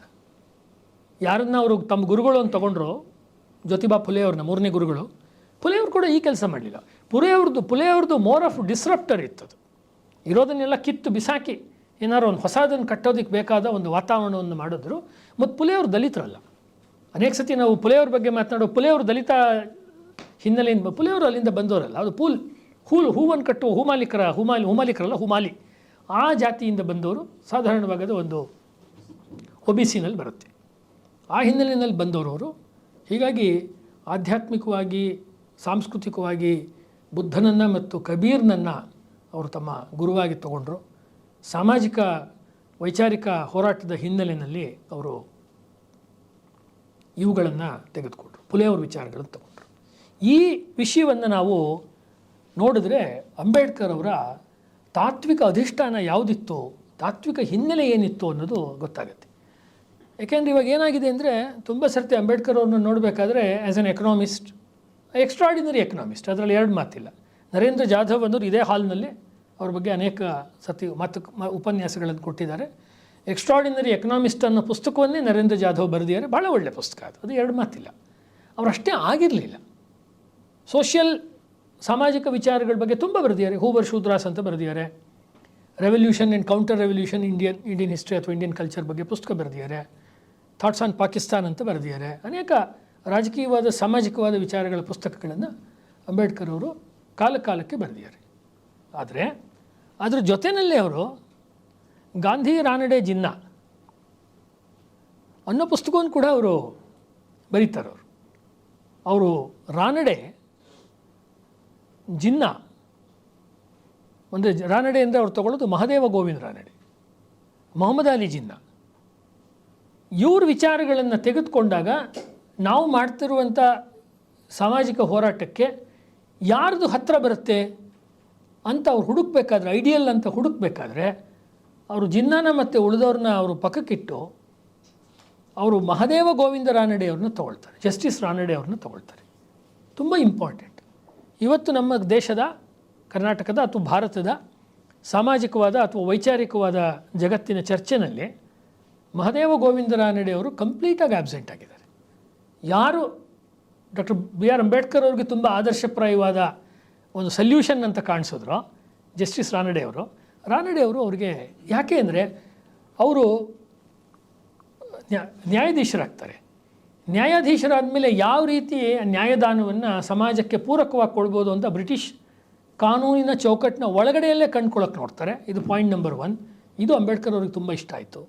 ಸೆಕೆಂಡ್ ಒನ್, ಸಮಾಜದಲ್ಲಿ ಆಗಬೇಕಾದಂಥ ಬದಲಾವಣೆಗಳನ್ನು ನ್ಯಾಯಾಂಗ ವ್ಯವಸ್ಥೆಯ ಮೂಲಕನೇ ಹೇಗೆ ಮಾಡಬಹುದು ಅನ್ನುವಂಥ ಮಾದರಿಯನ್ನು ಇವರು ಏನು ಮುಂದೆ ಸಂವಿಧಾನ ಸಭೆ ಮೂಲಕ ಅನುಷ್ಠಾನಕ್ಕೆ ತಂದು ತೋರಿಸಿದ್ರು, ಅದಕ್ಕೆ ಬೇಕಾದ ಒಂದು ಪ್ರೋಟೋಟೈಪ್ ಚಿಂತನೆ, ಒಂದು ಪ್ರೈಮರಿ ಆದಂಥ ಒಂದು ಮೂಲಭೂತವಾದ ಒಂದು ಚಿಂತನೆ, ಆದಿಮ ಚಿಂತನೆ ಅಂತ ಹೇಳ್ಬೋದು, ಅದು ಅವ್ರಿಗೆ ಸಿಕ್ಕಿದ್ದು ರಾನಡೆ ಅವರಿಂದ. ನಮ್ಮ ಇಡೀ ದಲಿತ ಕಥನದಲ್ಲಿ, ಬಹುಜನ ಸಮಾಜ ಪಕ್ಷಗಳ ಕಥನದಲ್ಲಿ ರಾನಡೆ ಈಸ್ ಮಿಸ್ಸಿಂಗ್. ಯಾಕೆಂದರೆ ವಾಪಸ್ ಅದು ಜಾತಿ ರಾಜಕಾರಣ. ಅದು Ranade is a Brahmin, Ambedkar is not a Brahmin. ಈ ರೀತಿ ಬೌದ್ಧಿಕ ಚರ್ಚೆ ಮಾಡೋಕ್ಕಾಗೋದೇ ಇಲ್ಲ. Whether is a nationalist or not ಅನ್ನೋ ರೀತಿ ಚರ್ಚೆ ಮಾಡ್ಬೋದೇ ಹೊರತು ಬ್ರಾಹ್ಮಣ ಅಬ್ರಾಹ್ಮಣ ಚರ್ಚೆ ಅನ್ನುವುದು ಈ ದೇಶಕ್ಕೆ ಆತ್ಯಂತಿಕವಾಗಿ ಮಾರಕವಾದ ಚರ್ಚೆ. ಯಾವುದೇ ಗುಂಪವ್ರು ಮಾಡಿದ್ರು ಕೂಡ, ಯಾವ ಪಂಥದವ್ರು ಮಾಡಿದ್ರು ಕೂಡ ಅದು ದೇಶಕ್ಕೆ ಉಪಯೋಗ ಆಗಲ್ಲ ಅನ್ನೋದು ಅಂಬೇಡ್ಕರ್ ಲೈಫಲ್ಲೇ ಗೊತ್ತಾಗುತ್ತೆ ನಮಗೆ. ಏಕೆಂದರೆ ಅವರು ಪುಲೆಯವ್ರನ್ನ ಒಪ್ಕೊಳ್ತಾರೆ, ಕಬೀರ್ನ ಒಪ್ಕೊಳ್ತಾರೆ, ಅಂಬೇಡ್ಕರ್ ಇವ್ರನ್ನ ಒಪ್ಕೊಳ್ತಾರೆ, ಬುದ್ಧನ ಒಪ್ಕೊಳ್ತಾರೆ, ರಾನಡೆ ಅವರ ಮಾದರಿ ಅಂತವ್ರು. ಸೆಕೆಂಡ್ ಒನ್, ಮರಾಠ ಹಿಸ್ಟ್ರಿ ಬಗ್ಗೆ ಡಾಕ್ಟರ್ ಅಂಬೇಡ್ಕರ್ ಅವ್ರಿಗೆ ಅಪಾರವಾದ ಹೆಮ್ಮೆ ಇತ್ತು. ಅವ್ರಿಗೆ ಮರಾಠರ ಕೆಚ್ಚೆದೆ, ಮರಾಠರ ಪರಾಕ್ರಮ, ಶಿವಾಜಿ, ಸಂಭಾಜಿ ಮತ್ತು ಪೇಶ್ವೆಗಳು ಅವರ ಹೋರಾಟವನ್ನು ಅವರು ಅನೇಕ ಕಡೆಗಳಲ್ಲಿ ಎತ್ತಿಡಿತಾರೆ. ಅವ್ರ ಬರವಣಿಗೆಯಲ್ಲಿ ಪಾಸಿಟಿವ್ ಆಗಿ ಎತ್ತಿಡಿತಾರೆ ಅವರು ಅಂಬೇಡ್ಕರ್ ಅವರು. ಅದರ ಉಲ್ಲೇಖಗಳನ್ನು ನಿಮಗೆ ತೋರಿಸ್ತೀನಿ. ಹೀಗಾಗಿ ಕ್ಷಾತ್ರ ಪರಂಪರೆ ಅಂತ ಯಾವುದಿದೆ, ಅದು ರಣರಂಗದಲ್ಲಿ ಮಾಡುವ ಕ್ಷಾತ್ರ ಪರಂಪರೆ ಇರ್ಬೋದು ಅಥವಾ ಬೌದ್ಧಿಕವಾದ ಕ್ಷಾತ್ರ ಪರಂಪರೆ ಇರ್ಬೋದು, ಅದನ್ನು ಅಂಬೇಡ್ಕರ್ ತುಂಬ ಇಷ್ಟಪಡ್ತಿದ್ರು. ಸ್ವತಃ ಅವರೇ ಒಬ್ಬ ಬೌದ್ಧಿಕ ಹೋರಾಟಗಾರರು, ಕ್ಷತ್ರಿಯರಾಗಿದ್ದರು. ಈ ಅರ್ಥದಲ್ಲಿ was a warrior, intellectual warrior. ಇದು ಯಾಕೆ ವಾರಿಯರ್ ಆಗಿದ್ದರು, ಯಾವುದಕ್ಕೋಸ್ಕರ ಹೋರಾಟ ಮಾಡ್ತಿದ್ರು ಅಂದರೆ, ಒಂದು ಹಿಂದೂ ಸಮಾಜದಲ್ಲಿ ಇರುವಂಥ, ಆ ಕಾಲದಲ್ಲಿರುವಂಥ, ವಿಶೇಷವಾಗಿ ಮಹಾರಾಷ್ಟ್ರದ ಸಮಾಜದಲ್ಲಿ ಅವ್ರು ನೋಡಿದ ಏನೇನು ಸಮಸ್ಯೆಗಳು ಅವರಿಗೆ ಕಂಡು ಬಂತು, ಅವು ಆ ಅಸ್ಪೃಶ್ಯತೆ, ದೇವಾಲಯದ ಒಂದು ಪ್ರವೇಶ, ಕೆರೆಯ ನೀರಿಗೋಸ್ಕರ ಅಧಿಕಾರಕ್ಕೋಸ್ಕರ ಹೋರಾಟ, ಮತ್ತು ಅಸೆಂಬ್ಲಿನಲ್ಲಿ ಡಿಪ್ರೆಸ್ಡ್ ಕ್ಲಾಸಸ್ನಿಂದ ಬರುವಂಥ ಪ್ರತಿನಿಧಿಗಳಿಗೆ ಕೊಡಬೇಕಾದಂಥ ಒಂದು ಪ್ರಾತಿನಿಧ್ಯ, ಈ ವಿಚಾರಗಳ ಬಗ್ಗೆ ಅವರು ಬೇರೆ ಬೇರೆಯವ್ರ ಜೊತೆ ದೊಡ್ಡ ದೊಡ್ಡ ಹೋರಾಟಗಳಿಗೆ ಅವರು ನಿಂತ್ಕೊಂಡ್ರು. ಯಾವುದೋ ಒಂದು ಕಾಳಾರಾಮ್ ದೇವಸ್ಥಾನದಲ್ಲಿ ಅಥವಾ ಕೆರೆಯ ಸಂದರ್ಭದಲ್ಲಿ ಅಲ್ಲಿರ್ತಕ್ಕಂಥ ಸಂಪ್ರದಾಯಸ್ಥರು ಮತ್ತು ಪುರೋಹಿತ ವರ್ಗದ ಜೊತೆ ಅವರು ಹೋರಾಟಕ್ಕೆ ನಿಂತ್ಕೊಂಡ್ರೆ, ಅವರು ಡಿಪ್ರೆಸ್ಡ್ ಕ್ಲಾಸಸ್ ವಿಷಯಕ್ಕೆ ಸಂಬಂಧಪಟ್ಟಂತೆ ಪುನಃ ಪ್ಯಾಕ್ಟ್ ಆಗೋ ತನಕ ಗಾಂಧೀಜಿಯವ್ರ ಜೊತೆ ಅವರು ಹೋರಾಟಕ್ಕೆ ನಿಂತ್ಕೊಳ್ತಾರೆ. ಬಹಳ ದೊಡ್ಡ ಸಂಗತಿ ಇದು. ಅಂದರೆ ಯಾರು ತಾನು ಒಪ್ಕೊಂಡಿರುವಂಥ ಮೌಲ್ಯಕ್ಕೋಸ್ಕರ ಎಲ್ಲಿ ತನಕ ಬೇಕಾದರೂ ಹೋರಾಟ ಮಾಡೋಕ್ಕೆ ರೆಡಿ ಇರ್ತಾರೆ ಅನ್ನೋರು ಮಾತ್ರ they will surpass the limitations of the time. ತಮ್ಮ ಕಾಲದ ಒಂದು ಸೀಮಿತ ಕಾಲಾವಧಿಯನ್ನು ದಾಟಿ ಅವರು ಅಯ್ಯೋ ಏನು ಮಾಡೋದು, ಏನು ಮಾಡೋಕ್ಕಾಗಲ್ಲ, ಹಾಗೆ ಒಂದು ಸ್ವಲ್ಪ ಅಡ್ಜಸ್ಟ್ ಮಾಡ್ಕೊಳ್ಳೋಣ, ಈ ರೀತಿ ತುಂಬ ಜನ ದೊಡ್ಡ ದೊಡ್ಡ ವಿಚಾರದವ್ರು ಬಂದುಬಿಡ್ತಾರೆ. ಉದಾಹರಣೆಗೆ ಸರ್ದಾರ್ ಪಟೇಲ್, ಈ ಕಾಂಪ್ರಮೈಸ್ ವಿತ್ ಗಾಂಧೀಜಿ. ಅವರು ಉಕ್ಕಿನ ಮನುಷ್ಯ ಹೌದು, ಸರ್ದಾರ್ ಪಟೇಲ್ ಇಲ್ಲ ನಾವೇನು ಹೇಳ್ತಾ ಇಲ್ಲ. ಆದರೆ ಗಾಂಧೀಜಿಯವರು ಇಸ್ಲಾಂ ಬಗ್ಗೆ ಹೊಂದಿರುವ ಮೃದು ಧೋರಣೆಯಿಂದ ದೇಶಕ್ಕೆ ಆಘಾತ ಆಗತ್ತೆ ಅಂತ ಪಟೇಲ್ರಿಗೆ ಚೆನ್ನಾಗಿ ಗೊತ್ತಿತ್ತು. ಪಟೇಲ್ರ ಡಾಕ್ಯುಮೆಂಟ್ಸಲ್ಲಿ ಇದೆ. ಆದರೂ ಅವರು ಏನೇ ಆದರೂ ಕೂಡ ಈ ಗಾಂಧಿ ಮೋಹದ ಪರದೆ ಸರ್ದಾರ್ ಪಟೇಲ್ರಿಗೆ ಹೋಗಲೇ ಇಲ್ಲ. Beyond that is A great man, ಇಲ್ಲ ನಾವು ಹೇಳ್ತಿಲ್ಲ. ಆದರೆ ಅಂಬೇಡ್ಕರ್ ಅವರ ತುಲನೆಯಲ್ಲಿ, ಡಾಕ್ಟರ್ ಬಾಬಾ ಸಾಹೇಬ್ ಅಂಬೇಡ್ಕರ್ ತುಲನೆಯಲ್ಲಿ ನೋಡಿದಾಗ ಇವರು ತುಂಬ ಎತ್ತರದಲ್ಲಿ ನಿಂತ್ಕೊಳ್ತಾರೆ ಡಾಕ್ಟರ್ ಬಾಬಾ ಸಾಹೇಬ್ ಅಂಬೇಡ್ಕರ್. ಕಾರಣ ಏನು ಅಂತ ಹೇಳಿದ್ರೆ, ಮೌಲ್ಯದ ವಿಷಯಕ್ಕೆ ಬಂದಾಗ ಗಾಂಧೀಜಿಯವ್ರನ್ನ ಅವರು ಭೇಟಿ ಮಾಡಿದಾಗ, ನೀವು ಹುಟ್ಟಕ್ಕಿಂತ ಮುಂಚೆಯಿಂದನೂ ನಾನು ಡಿಪ್ರೆಸ್ಡ್ ಕ್ಲಾಸಸ್ಗೋಸ್ಕರ ಹೋರಾಟ ಮಾಡ್ತಾ ಇದ್ದೀನಿ ಅಂತ ತುಂಬ ಘೃಣವಾದ ರೀತಿಯಲ್ಲಿ ಒಬ್ಬ ವ್ಯಕ್ತಿಯನ್ನು ಯಾವ ರೀತಿ ಮಾತನಾಡಿಸಬಾರ್ದು, ಒಂದು ಸಭ್ಯತೆ ಅಲ್ಲದ ರೀತಿಯಲ್ಲಿ ಗಾಂಧೀಜಿಯವರು ಬಾಬಾ ಸಾಹೇಬ್ ಅಂಬೇಡ್ಕರ್ನ ಮಾತಾಡಿಸ್ತಾರೆ. ಆದರೆ ಕಾಂಗ್ರೆಸ್ನ ಆ ಕಾಲದ ಒಂದಾನೊಂದು ನೀತಿಗಳಲ್ಲಿ ಅಸ್ಪೃಶ್ಯತೆಯ ಬಗ್ಗೆನೂ ವಿರೋಧ ತೋರಿಸ್ಬೇಕು ಕಾಂಗ್ರೆಸ್ ಮೆಂಬರ್ಸು ಅಂತ ಇತ್ತೇ ಹೊರತು it was A lip service, ಸುಮ್ಮನೆ ಒಂದು ಮಾತುಗೆ ಹೇಳುವಂಥ ವಿಚಾರ ಆಗಿತ್ತೆ ಹೊರತು ಅದೊಂದು ನಿಜವಾದ ಅಂಶವಾಗಿ ಕಾಂಗ್ರೆಸ್ನಲ್ಲಿ ಬಂದಿರಲಿಲ್ಲ. ಅನೇಕ ಜನ ಗಾಂಧೀಜಿಯವರು ಕೂಡ ಅಸ್ಪೃಶ್ಯತಾ ಹೋರಾಟವನ್ನು ಡಾಕ್ಟರ್ ಅಂಬೇಡ್ಕರ್ ಅವರಷ್ಟೇ ಮಾಡಿದ್ದಾರೆ ಅಂತ ಹೇಳುವಂಥ ಅನೇಕರಿದ್ದಾರೆ. ಆ್ಯಕ್ಚುಲಿ ಅದು ಸತ್ಯಕ್ಕೆ ದೂರವಾದ ಮಾತು. ಆ್ಯಕ್ಚುಲಿ ಕಾರಣ ಅಂದರೆ ಏನೋ ನಾನೊಂದು ಭಂಗಿಯ ಕೆಲಸವನ್ನು ಮಾಡಿ ನಾನು ನನ್ನ ಟಾಯ್ಲೆಟನ್ನು ಕ್ಲೀನ್ ಮಾಡ್ಕೊಳ್ತೀನಿ ಅನ್ನೋ ಒಂದು ಸಾಂಕೇತಿಕ ಆಚರಣೆಯನ್ನು ಯಾರು ಬೇಕಾದರೂ ಯಾವ ಕಾಲದಲ್ಲಿ ಬೇಕಾದ್ರೂ ಮಾಡಿ ತೋರಿಸ್ಬೋದು. ಅದನ್ನು ಬೇಕಾದ್ರೆ ಇಟಲಿಯ ಪ್ರಧಾನಮಂತ್ರಿನೂ ಮಾಡ್ಬೋದು, ಲಂಡನ್ನಿನ ಪ್ರಧಾನಮಂತ್ರಿನೂ ಮಾಡಿ ತೋರಿಸ್ಬೋದು ಒಂದು ದಿವಸದ ಮಟ್ಟಿಗೆ. ಆದರೆ ತನ್ನ ಪಾರ್ಲಿಮೆಂಟಲ್ಲಿ ಹಿಂದುಳಿದ ವರ್ಗದಿಂದ ಬಂದಿರುವ ಜನಗಳಿಗೆ ಸಮಾನವಾದ ಪ್ರಾತಿನಿಧ್ಯವನ್ನು ಕೊಡು ಅಂತ ಹೇಳಿದ್ರೆ ಆವಾಗ ಅವರು ಅಡಿಕೆ ಕತ್ತರಿಗೆ ಸಿಗಾಕ್ಕೊಳ್ತಾರೆ. ಆ ಸಂದರ್ಭಕ್ಕೆ ಗಾಂಧೀಜಿಯವರು ಸಿಗಾಕ್ಕೊಂಡ್ರು. ಆ್ಯಕ್ಚುಲಿ ದುಂಡುಮೇಜಿನ ಪರಿಷತ್ನ ಪ್ರಾತಿನಿಧ್ಯದಲ್ಲಿ 3 ಸರ್ತಿ ದುಂಡುಮೇಜಿನ ಪರಿಷತ್ ನಡೆದಾಗ 3 ಸರ್ತಿ ಹೋಗಿದ್ದು ಡಾಕ್ಟರ್ ಅಂಬೇಡ್ಕರ್ ಒಬ್ಬರೇ. ಈ ಕಾಂಗ್ರೆಸ್ನಲ್ಲಿ ಒಂಥರ ಈ ಮದುವೆ ಮನೆಯಲ್ಲಿ ಮುನಿಸಿರುತ್ತೆ ನೋಡಿ, ಗಂಡಿನ ಪಾರ್ಟಿ ಹೆಣ್ಣಿನ ಪಾರ್ಟಿಗೆ ಮದುವೆ ಟೈಮಲ್ಲಿ ಆ ಥರದ ಮುನಿಸುಗಳು ಮಾಡಿಕೊಂಡು ಇವರು ಹೋಗಲೇ ಇಲ್ಲ. ಯಾವಾಗ ಇದರಲ್ಲಿ ಸ್ವಲ್ಪ ಮೈಲೇಜ್ ಇದೆ ಅಂತ ಗೊತ್ತಾಯಿತು ಆಮೇಲೆ ಗಾಂಧೀಜಿಯವರು ಹೋಗ್ತಾರೆ. ವಿತೌಟ್ ಎನಿಥಿಂಗ್ 3 ಸರ್ತಿ ಹೋಗಿ ತಾನು ರೆಪ್ರೆಸೆಂಟ್ ಮಾಡ್ತಿರುವಂಥ ಡಿಪ್ರೆಸೆಡ್ ಕ್ಲಾಸಸ್ನ ಪರವಾಗಿ ಧ್ವನಿಯನ್ನು ಎತ್ತಿದ್ರು. ಅಂಬೇಡ್ಕರ್ ಅವರು ಒಬ್ಬರೇ ಕೆಲಸ ಮಾಡಿದ್ದು. ತುಂಬ ಇಂಪಾರ್ಟೆಂಟ್ ಆದಂಥ ಪಾಯಿಂಟ್ ಅಂದರೆ doctor Ambedkar life and mission ಅಂತ ಹೇಳಬೇಕಾದ್ರೆ ಮಿಷನ್ ಅಂತ ಇದೆಯಲ್ಲ ಧ್ಯೇಯ, ಅದು ಅವ್ರಿಗೆ ತುಂಬ ಇಂಪಾರ್ಟೆಂಟ್. ಆ ಧ್ಯೇಯಕ್ಕೋಸ್ಕರ 1 ಸರ್ತಿ ಹೋಗ್ತೀನಿ, 2 ಸರ್ತಿ ಹೋಗ್ತೀನಿ, 3 ಸರ್ತಿ ಹೋಗ್ತೀನಿ, ನಾನು ಪ್ರತಿ ಸರ್ತಿ ಹೋಗ್ತಾನೆ ಇರ್ತೀನಿ ನಾನು. ಇದು ತುಂಬ ಪ್ರಸಿದ್ಧವಾದ್ದು. ಇನ್ನೊಂದು ಸಂದರ್ಭವನ್ನು ಹೇಳ್ತಾರೆ, ನನ್ನ ನೆನಪಿನ ಆಧಾರದ ಮೇಲೆ ಹೇಳೋದಾದರೆ ಒಬ್ಬರು ಪತ್ರಕರ್ತರು, ಭಾರತದ ಬ್ರಿಟಿಷ್ ಪತ್ರಕರ್ತರು ಅಥವಾ ವಿದೇಶಿ ಪತ್ರಕರ್ತರು ಭಾರತದ ಬೇರೆ ಬೇರೆ ನಾಯಕರನ್ನು ಮಾತಾಡಿಸ್ಕೊಂಡು ಅವರು ಡಾಕ್ಟರ್ ಅಂಬೇಡ್ಕರ್ ಅವ್ರನ್ನೂ ಮೀಟ್ ಮಾಡೋಕ್ಕೆ ಬರ್ತಾರೆ. ಪ್ರಾಯ ಅವ್ರು ಜಿನ್ನಾ ಮನೆ ತನಕ ಏನೋ ರಾತ್ರಿ ಎಲ್ಲ ಮೀಟಿಂಗ್ ಆಗುತ್ತೆ. ಒಂದು 10-11 ಗಂಟೆ ಕಳೆದ ಮೇಲೆ ಡಾಕ್ಟರ್ ಅಂಬೇಡ್ಕರ್ ಅವ್ರ ಮನೆಗೆ ಬರ್ತಾರೆ. ಇವ್ರು ಕಾಯ್ಕೊಂಡೇ ಇರ್ತಾರೆ ಅವ್ರಿಗೋಸ್ಕರ. ಇವತ್ತು ತಡ ಆಯಿತು ಮತ್ತು ಇಷ್ಟೋ ತನಕ ನೀವು ಮಲಗಿಲ್ವಲ್ಲ, ಕಾಯ್ತಾ ಇದ್ದೀರಿ, ಕಾಯ್ಕೊಂಡಿದ್ದೀರಲ್ಲ ಅಂದಾಗ ಅವ್ರು ಹೇಳೋ ಮಾತು, ನನ್ನ ಜನಗಳಿಗೋಸ್ಕರ ನಾನು ಇಡೀ ರಾತ್ರಿ ಎದ್ದಿರಕ್ಕೆ ಸಿದ್ಧನಾಗಿದ್ದೀನಿ ಅಂತೇಳಿ. ಆ್ಯಕ್ಷನ್ ಅನ್ನೋ ಪಾರ್ಟು ಅವರಲ್ಲಿ ಇಲ್ಲಿ ಲೋಹಿಯಾ ಅವ್ರಿಗಿಂತಲೂ ಹೆಚ್ಚು ಮಡುಗಟ್ಟಿ ಕಾಣಿಸುತ್ತೆ. ನೆನ್ನೆಯ ಉಪನ್ಯಾಸದ ತೌಲನಿಕವಾಗಿ ಹೇಳಬೇಕಾದ್ರೆ ಲೋಹಿಯಾ ಅವರು ಒಂದು ಜನಸಮುದಾಯವನ್ನು ರೆಪ್ರೆಸೆಂಟ್ ಮಾಡ್ತಿದ್ರು ಅನ್ನೋ ರೀತಿ ಬರೋದಿಲ್ಲ. ಅವರು ವಿವಿಧ ರೀತಿಯ ಹೋರಾಟಗಳನ್ನು ರೆಪ್ರೆಸೆಂಟ್ ಮಾಡ್ತಾರೆ. ಅಂದರೆ ಚಳುವಳಿ, ರೈತ ಚಳುವಳಿ, ಕಾರ್ಮಿಕ ಚಳುವಳಿ, ಭಾಷಾ ಚಳುವಳಿ, ಗೋವಾ ವಿಮುಕ್ತಿ ಹೋರಾಟ, ಇದನ್ನೆಲ್ಲ ನಿನ್ನೆ ನಾವು ನೋಡಿದ್ದೀವಿ. ಆ ರೀತಿ ಮಾಡ್ತಿದ್ರು. ಇವಳು ಭಾಳ ನಿರ್ದಿಷ್ಟವಾಗಿ ಯಾವ ಒಂದು ದೊಡ್ಡ ಜನಸಮುದಾಯಕ್ಕೆ ಎಜುಕೇಷನ್ನಲ್ಲಿ ಪ್ರಾತಿನಿಧ್ಯ ಇಲ್ಲ, ಎಲೆಕ್ಷನ್ನಲ್ಲಿಲ್ಲ, ಹೈಜೀನ್ ವಿಷಯದಲ್ಲಿಲ್ಲ, ದೇವಾಲಯದ ವಿಷಯದಲ್ಲಿಲ್ಲ, ಯಾವ ವಿಷಯದಲ್ಲೂ ಅವ್ರಿಗಿಲ್ಲ. ಕಾರಣ ಅವರ ಹುಟ್ಟಿನ ಕಾರಣದಿಂದ. ಅವಾಗ ಅನೇಕರು ಚಾಲುಕ್ಯತನದಿಂದ ಅಂಬೇಡ್ಕರ್ಗೆ ಪ್ರಶ್ನೆ ಕೇಳ್ತಾರೆ.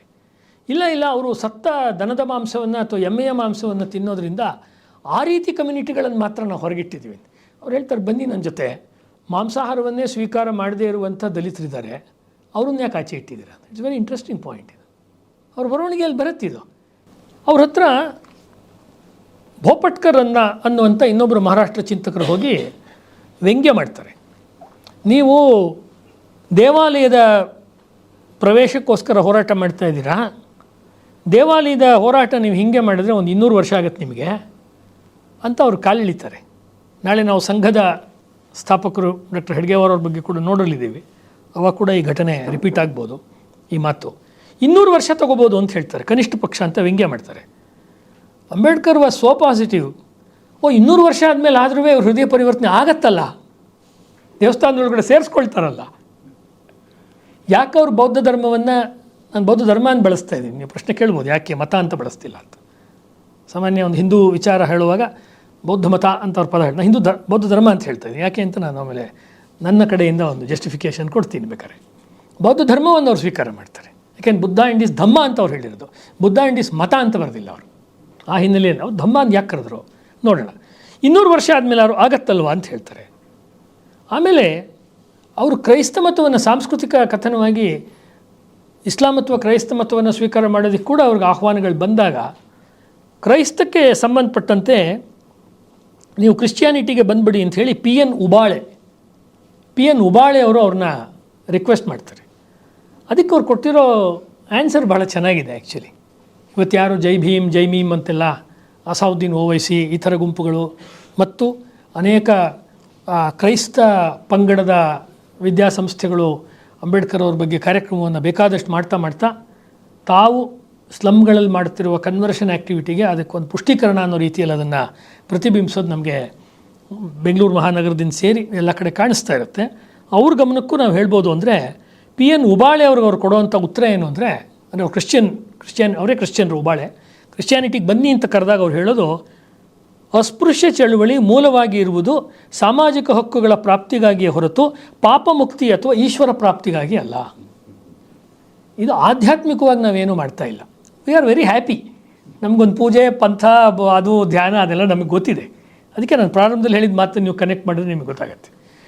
ಆದರೆ ನಮಗೆ ಬೇಕಾಗಿರುವಂಥದ್ದು ಸೋಷಿಯಲ್ ಜಸ್ಟಿಸ್ ಅಥವಾ ಸೋಷಿಯಲ್ ಆಗಿರೋ ಹಕ್ಕುಗಳು, ನಮಗೆ ರೈಟ್ಸ್ ನಮ್ಮಿಂದ ಯಾವ್ದು ಕಿತ್ಕೊಂಡಿದ್ದಾರೋ ಅದು ನಮಗೆ ಬೇಕಾಗಿದೆ. ನಮಗೆ ದೇವಸ್ಥಾನಕ್ಕೆ ಹೋದ್ರೇ ಮುಕ್ತಿ ಸಿಗುತ್ತೆ, ನಮಗೇನು ಭ್ರಮೆ ಇಲ್ಲ. ಆದರೆ ದೇವಸ್ಥಾನಕ್ಕೆ ಉಳಿದ ಹಿಂದೂಗಳು ಹೋಗುವಾಗ ನಾವ್ಯಾಕೆ ಹೋಗ್ತಿಲ್ಲ ಅಂತ ನಮ್ಮ ಪ್ರಶ್ನೆ ಅಷ್ಟೇ. ಯಾಕೆ ನಾವು ಹಿಂದೂಗಳು ಅನ್ನೋದು ನಮ್ಮ ಪಾಯಿಂಟ್. ಸಾಮಾಜಿಕ ಹಕ್ಕಿಗೋಸ್ಕರ ಹೊರತು ಪಾಪ ಮುಕ್ತಿಗೆ ಅಥವಾ ಈಶ್ವರ ಪ್ರಾಪ್ತಿಗಲ್ಲ. ಈ ಮಾತು ಗಮನಿಸಿ. ಯಾಕೆಂದರೆ ಅವರೇ ಹೇಳೋ ಮಾತು, ಅಸ್ಪೃಶ್ಯ ಸಮಾಜವು ಪಾಪಿಯಾಗಿದೆ ಎಂಬ ತಿಳುವಳಿಕೆಯೇ ಮೂಲತಃ ತಪ್ಪಾಗಿದೆ. ನೀವು ಹೊರಗಿಟ್ಬಿಟ್ಟು ನಮ್ಮನ್ನು ದೇವಸ್ಥಾನದಿಂದ ಪಾಪಿಗಳಾದವರು ದೇವಸ್ಥಾನದ ಒಳಗಡೆ ಬರಲ್ಲ ಅನ್ನೋ ರೀತಿ ಒಂದು ಇಂಪ್ರೆಷನನ್ನು ಕೊಡೋದಾದರೆ ಆ ವ್ಯಾಖ್ಯಾನದಲ್ಲೇ ತಪ್ಪಿದೆ. ಅಸ್ಪೃಶ್ಯತೆ ಅವರ ಪಾಪದ ಫಲವಾಗಿರದೆ ವಿಜೇತರು ಪರಾಜಿತರ ಮೇಲೆ ಹೊರಸಿದ ಸಾಮಾಜಿಕ ಬಹಿಷ್ಕಾರವಾಗಿದೆ. ತುಂಬ ಒಳ್ಳೆ ಸೈಂಟಿಫಿಕ್ ಆದಂಥ argument.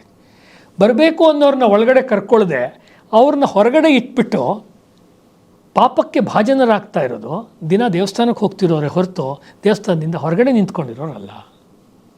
If you are going to a temple and not allowing your brothers and sisters, you are a sinner. ಅದು ಅಂಬೇಡ್ಕರ್ ಅವ್ರ ಮಾತು. ಇವತ್ತಿಗೂ ಸತ್ಯವಾದ ಮಾತು, ಇವತ್ತಿಗೂ ಹೊಂದೋ ಮಾತು. ನಮ್ಮ ಹಾಸನ ಜಿಲ್ಲೆಯಲ್ಲಿ ಅನೇಕ ಕಡೆಗಳಲ್ಲಿ ದಲಿತ ಕಮ್ಯುನಿಟಿಯವರು ಇವತ್ತಿಗೂ ದೇವಸ್ಥಾನಕ್ಕೆ ಶಿವರಾತ್ರಿ ಟೈಮ್ನಲ್ಲಿ ಅಥವಾ ಬೇರೆ ಟೈಮ್ನಲ್ಲಿ ಹೋದರು ಅಂಥೇಳಿ ಹೊಲಗಳಲ್ಲಿ ಅಟ್ಟಿಸ್ಕೊಂಡೋಗಿ ಹೊಡೆಯುವಂಥ ಪ್ರಸಂಗ 8-10 ವರ್ಷದ ಹಿಂದೆ ನಾವೇ ಕೇಳಿದ್ದೀವಿ. ಹಾಗಾಗಿ ನಗರ ಕೇಂದ್ರಿತ ಪ್ರದೇಶದಲ್ಲಿರೋರಿಗೆ ಇದೆಲ್ಲ ಯಾವುದೋ ಕಾಲದಲ್ಲಿ ಹೇಳಿರೋವಂಥ ಮಾತು ಅಂತ ಅನಿಸುತ್ತೆ. ಸ್ವಲ್ಪ ಮಹಾನಗರದ ಆಚೆಗೆ ನಾವು ಹೋದರೆ ಇದರ ವಾಸ್ತವಿಕತೆ ಬರುತ್ತೆ. ಅಲ್ಲಿ ವಾಪಸ್ಸು ಅದಕ್ಕೆ ಆ ರೀತಿ ಮಾಡ್ತಾ ಇರೋದು ಹಿಂದೂ ಸಮಾಜದ ಯಾವುದೇ ಒಂದು ಜನಜಾತಿ ಅಥವಾ ವರ್ಗವೇ ಆಗಿರುತ್ತೆ ಹೊರತು ಬುದ್ಧಿಜೀವಿಗಳು ಹೇಳುವಂತೆ ಒಂದು ನಿರ್ದಿಷ್ಟವಾದ ವರ್ಗ ಆಗಿರೋದಿಲ್ಲ. ಅಲ್ಲಿ ವಾಪಸ್ಸು ಬ್ರಾಹ್ಮಣ ಮತ್ತು ಅಬ್ರಾಹ್ಮಣವನ್ನು ಹಿಂದೂ ಸಮಾಜವನ್ನು ಒಡೆಯೋದಕ್ಕೆ ಹೇಗೆ ಒಂದು ಅಂಶವಾಗಿ ಅವರು ಬಳಸ್ಕೊಳ್ತಾ ಇದ್ದಾರೆ ಅನ್ನೋದು ನಮಗೆ ಗೊತ್ತಾಗುತ್ತೆ. ಇನ್ನೊಂದು ಇಸ್ಲಾಮಿನ ವಿಚಾರಕ್ಕೆ ಹೇಳೋಕ್ಕಿಂತ ಮುಂಚೆ ಭಾರತದ ಅಖಂಡತೆಯಲ್ಲಿ ಅವ್ರಿಗೆ ತುಂಬ ವಿಶ್ವಾಸವಿತ್ತು. ನಮ್ಮಲ್ಲಿ ಭಗತ್ ಸಿಂಗ್ ಆಗಲಿ, ಖುದಿರಾಮ್ ಬೋಸ್ ಆಗಲಿ ಅಥವಾ ಬೇರೆ ಬೇರೆ ಸ್ವಾತಂತ್ರ್ಯ ಹೋರಾಟಗಾರರು ಹೋರಾಟ ಮಾಡ್ಕೊಂಡು ಬಂದಿದ್ದು ಇಡೀ ಭಾರತಕ್ಕೋಸ್ಕರ ಅನ್ನೋದರ ಕಲ್ಪನೆ ಅವ್ರಿಗೆ ತುಂಬ ಸ್ಪಷ್ಟವಾಗಿತ್ತು ಸಂವಿಧಾನದ ರಚನಾ ಹಿನ್ನೆಲೆಯಲ್ಲಿ. ಹೀಗಾಗಿ ಆರ್ಟಿಕಲ್ 370 ಇವಾಗ ಅದು ಬೇರೆ ವಿಷಯ ಈ ಕಾಲದಲ್ಲಿ, ಅದರ ಹಿಂದೆ ಯಾವಾಗ ಆರ್ಟಿಕಲ್ 370 ಇತ್ತು ಆ ಸಂದರ್ಭದಲ್ಲಿ ಆ ಒಂದು ಚರ್ಚೆಯನ್ನು ಕಾನ್ಸ್ಟಿಟ್ಯೂಷನ್ ಅಸೆಂಬ್ಲಿನಲ್ಲಿ ಮಾಡಬೇಕು ಅಂತಾಗತ್ತೆ. 1948 ನವೆಂಬರ್ 23 ಅವರು ಅದಕ್ಕೆ ಸಂಬಂಧಪಟ್ಟಂತೆ ಮಾತಾಡ್ತಾರೆ. ಕಾಶ್ಮೀರಕ್ಕೆ 320ನೇ ವಿಧಿಯಾಗಲಿ ಅಥವಾ ವಿಶೇಷ ಸ್ಥಾನಮಾನ ಕೊಡಬೇಕು ಅನ್ನೋದಾಗಲಿ ಡಾಕ್ಟರ್ ಅಂಬೇಡ್ಕರ್ ಅವ್ರ ಪ್ರಸ್ತಾವನೆಯಲ್ಲಿ ಇರಲೇ ಇಲ್ಲ. He was not for A separate status for Kashmir at all. ಅವ್ರು ಸಂವಿಧಾನವನ್ನು ನಿರ್ಮಾಣ ಮಾಡಿದರು ಅಂತ ಹೇಳುವಾಗ ಕೂಡ ಈ ಅಂಶವನ್ನು ನಾವು ಮರೀದೇ ಹೇಳಬೇಕು. ಯಾವತ್ತು ಇದ್ರ ಬಗ್ಗೆ ಒಂದು ಮಾತುಕತೆ ನಡೆಯುತ್ತೋ ಆವತ್ತು ಅವ್ರ ಸಭೆಯಲ್ಲೇ ಇರಲಿಲ್ಲ. ಅವತ್ತಿನ ಅಧ್ಯಕ್ಷತೆ ವಹಿಸಿದ್ದವರು ಗೋಪಾಲಸ್ವಾಮಿ ಅಯ್ಯಂಗಾರ್. ಯಾಕೆಂದರೆ ಅಂಬೇಡ್ಕರ್ ಈ ವಿಚಾರ ಒಪ್ಪಿರಲಿಲ್ಲ. ನೆಹರು ಸಲಹೆಯಂತೆ ಈ ಅಬ್ದುಲ್ಲಾ ಏನು ಮಂಡಿಸಿದ್ರು ಪ್ರತ್ಯೇಕತೆಯನ್ನು, ಅದನ್ನು ಅಂಬೇಡ್ಕರ್ ಒಪ್ಪಲಿಲ್ಲ. ಅವ್ರು ಹೇಳಿರೋ ಮಾತು ಹಿಂಗಿದೆ: ಮಿಸ್ಟರ್ ಅಬ್ದುಲ್ಲಾ, ಭಾರತವು ಕಾಶ್ಮೀರವನ್ನು ರಕ್ಷಿಸಬೇಕೆಂದು ನೀವು ಬಯಸುತ್ತೀರಾ? ನಿಮ್ಮ ಗಡಿಯನ್ನು ಭಾರತವು ರಕ್ಷಿಸಬೇಕೆಂದು ಹೇಳುತ್ತೀರಿ. ಭಾರತವು ನಿಮ್ಮ ನೆಲದಲ್ಲಿ ರಸ್ತೆಗಳನ್ನು ನಿರ್ಮಾಣ ಮಾಡಿಕೊಡಬೇಕೆಂದು ಅಪೇಕ್ಷೆ ಪಡುತ್ತೀರಿ. ಭಾರತವೇ ಕಾಶ್ಮೀರಕ್ಕೆ ಅನ್ನ ಆಹಾರವನ್ನು ನೀಡಬೇಕೆಂತಲೂ ಹೇಳುತ್ತೀರಿ. ಹಾಗೂ ಭಾರತದ ಬೇರೆ ಬೇರೆ ಭಾಗಗಳಲ್ಲಿ ವಾಸಿಸುವ ಕಾಶ್ಮೀರಿಗಳಿಗೆ ಭಾರತೀಯರಂತೆ ಸಮಾನ ಹಕ್ಕಿರಬೇಕೆಂದು ಹೇಳುತ್ತೀರಿ. ಆದರೆ ಕಾಶ್ಮೀರದಲ್ಲಿ ಭಾರತ ಸರ್ಕಾರಕ್ಕೆ ಭಾರತದ ನಾಗರಿಕರಿಗೆ ಯಾವುದೇ ಹಕ್ಕು ಅಧಿಕಾರ ನೀಡಲು ನಿರಾಕರಿಸುತ್ತೀರಿ. ನಿಮಗೆ ಗೊತ್ತಿರಲಿ, ನಾನು ಭಾರತದ ಕಾನೂನು ಮಂತ್ರಿಯಾಗಿ ಭಾರತ ದೇಶಕ್ಕೆ ಯಾವುದೇ ರೀತಿಯ ವಂಚನೆಯಾಗಲು ಬಿಡುವುದಿಲ್ಲ. ಇದು ಅವ್ರು ಹೇಳಿದಂಥ ಅವ್ರದ್ದೇ ಮಾತುಗಳಿದು. ಈ ಪಾಯಿಂಟು ಸೋಷಿಯಲ್ ವಿಚಾರಗಳಲ್ಲಿ ಎಷ್ಟು ಮಟ್ಟಿಗೆ ಚರ್ಚೆಗೆ ಒಳಗಾಗಬೇಕಾಗಿತ್ತೋ ಅಷ್ಟರ ಮಟ್ಟಿಗೆ ಇನ್ನೂ ಒಳಗಾಗ್ತಾ ಇಲ್ಲ. ಅಂದರೆ ಯಾವುದೇ ರೀತಿಯ ಪ್ರಾತಿನಿಧ್ಯವನ್ನು ಅವರು ನಿರಾಕರಿಸಲಿಲ್ಲ, ಆದರೆ ಯಾವುದೇ ರೀತಿಯ ಪ್ರತ್ಯೇಕತಾವಾದವನ್ನು ಕೂಡ ಅವರು ಪುರಸ್ಕರಿಸಲಿಲ್ಲ. Representation is different. Different than the separatism. Representation ಕೊಡೋದು ಎಲ್ಲ ಜಾತಿಗಳಿಗೂ ಕೊಡಬೇಕು, ಮುಸಲ್ಮಾನರು ಸೇರಿದ ಎಲ್ರಿಗೂ ರೆಪ್ರೆಸೆಂಟೇಷನ್ ಕೊಡಿ, ಆದರೆ ಪ್ರತ್ಯೇಕತಾವಾದಕ್ಕೆ ಅಲ್ಲಿ ಅವಕಾಶ ಇರುವುದಕ್ಕೆ ಇಲ್ಲ. ಆದರೆ ಸಂವಿಧಾನ ಸಭೆಯಲ್ಲಿ ಅವರ ಮಾತಿಗೆ ವಿರುದ್ಧವಾಗಿ ತಾತ್ಕಾಲಿಕವಾಗಿ ಅಂಥೇಳಿ ಅದನ್ನು 370ರ ವಿಧಿಯನ್ನು ಸೇರಿಸಿದ್ರು. ಅದಕ್ಕೆ ಅಂಬೇಡ್ಕರ್ ಅವರು ಅವತ್ತು ಹೋಗಲಿಲ್ಲ, ಮೀಟಿಂಗಿಗೆ ಹೋಗಲಿಲ್ಲ, ಅವ್ರು ಹೊರಗಡೆ ಉಳ್ಕೊಂಡ್ರು. ಅವರು ಅದು ಬಹಳ ಇಂಪಾರ್ಟೆಂಟ್ ಅದು ಆ್ಯಕ್ಚುಲಿ. ಅಷ್ಟು ಆ್ಯಕ್ಟಿವ್ ಆಗಿರೋ ಅಂಬೇಡ್ಕರ್ ಅವರು ಹೊತ್ತು ಹೋಗಲಿಲ್ಲ ಅನ್ನೋದೇ ತುಂಬ ಪ್ರಮುಖವಾದ ಅಂಶ ಇದು. ಇದನ್ನು ನಾವು ಡಾಕ್ಟರ್ ಅಂಬೇಡ್ಕರ್ ಅವರ ಜೀವನದ ಹಿನ್ನೆಲೆಯಲ್ಲಿ ನೋಡ್ಬೋದು. ಇನ್ನೊಂದು ಭಾಳ ಇಂಟ್ರೆಸ್ಟಿಂಗ್ ಆಗಿರೋ ಅಂಶ, ನೆಹರು ಅವ್ರಿಗೊಂದು ಭ್ರಮೆ ಇತ್ತು, ಎಕನಾಮಿಕ್ಸ್ ಮತ್ತು ಪೊಲಿಟಿಕ್ಸು ನನಗೆ ಅಂಬೇಡ್ಕರ್ಗಿಂತ ಚೆನ್ನಾಗಿ ಬರುತ್ತೆ ಅಂತ. And he proved wrong and ಮಿಸರಬಲಿ he proved wrong. 17 ವರ್ಷದ ಅಧಿಕಾರದಲ್ಲಿ ಭಾರತದಲ್ಲಿ ಒಂದು ರೀತಿ ಅನ್ಡಿಕ್ಲೇರ್ಡ್ ಡೆಮೋಕ್ರಸಿ, ಅನ್ಡಿಕ್ಲೇರ್ಡ್ ಎಮರ್ಜೆನ್ಸಿಯನ್ನು ಹೇರಿದ್ರು ಅಂತಲೇ ಶೌರಿ ಅವರು ಬರೀತಾರಂತ ಪುಸ್ತಕದಲ್ಲಿ ಅಂಬೇಡ್ಕರ್ ಇವ್ರ ಬಗ್ಗೆ, ನೆಹರು ಬಗ್ಗೆ. ಅಂಬೇಡ್ಕರ್ ಅವರು ಆ ಕಾಲದಲ್ಲಿ ಸೆಲಿಗ್ಮನ್ ಅವ್ರ ಸ್ಟೂಡೆಂಟು. ಸೆಲಿಗ್ಮನ್ನು ಎಕನಾಮಿಕ್ಸಲ್ಲಿ ಭಾಳ ದೊಡ್ಡ ವ್ಯಕ್ತಿ. ಸೆಲಿಗ್ಮನ್ ಸ್ಟೂಡೆಂಟಾಗಿ ಅವ್ರು ವರ್ಕ್ ಮಾಡಿದ್ರ ಬಗ್ಗೆ ನಾವು ನೋಡಿದ್ರೆ ಗೊತ್ತಾಗುತ್ತೆ. ಮತ್ತು ಸೆಲಿಗ್ಮನ್ ಯಾವ ರೀತಿಯಲ್ಲಿ ಎಕನಾಮಿಕ್ ಮಾಡೆಲ್ ಹೇಳ್ತಾಯಿದ್ರು ಅದಕ್ಕಿಂತ ಭಿನ್ನವಾದ ಮಾಡೆಲನ್ನು ಕೂಡ ಅವ್ರು ಹೇಳ್ತಾಯಿದ್ರು. ಸೆಲಿಗ್ಮನ್ ಜೊತೆಯಲ್ಲೂ ಅವ್ರಿಗೆ ಭಿನ್ನಾಭಿಪ್ರಾಯ ಇತ್ತು, ಅವ್ರ ಗುರು ಜೊತೆಯಲ್ಲೂ ಏನೂ ಕಮ್ಮಿ ಇರಲಿಲ್ಲ ಅವ್ರದ್ದು. ಆದರೆ ನಮ್ಮ ದೇಶದ ಬಹಳ ದೊಡ್ಡ 7-8 ಜನ ಎಕನಾಮಿಸ್ಟ್ಗಳು ಅಂತ ಆ ಕಾಲದಲ್ಲಿ ತೊಗೊಂಡ್ರೆ ಸ್ವಾತಂತ್ರ್ಯ ಪೂರ್ವದಲ್ಲಿ ಅದರಲ್ಲಿ ತುಂಬ ಎತ್ತರದ ಸ್ಥಾನದಲ್ಲಿ ಡಾಕ್ಟರ್ ಅಂಬೇಡ್ಕರ್ ಅವರು ನಿಂತ್ಕೊಳ್ತಾ ಇದ್ದರು. ಆದರೆ ಅವರ ಆರ್ಥಿಕ ಚಿಂತನೆಯನ್ನು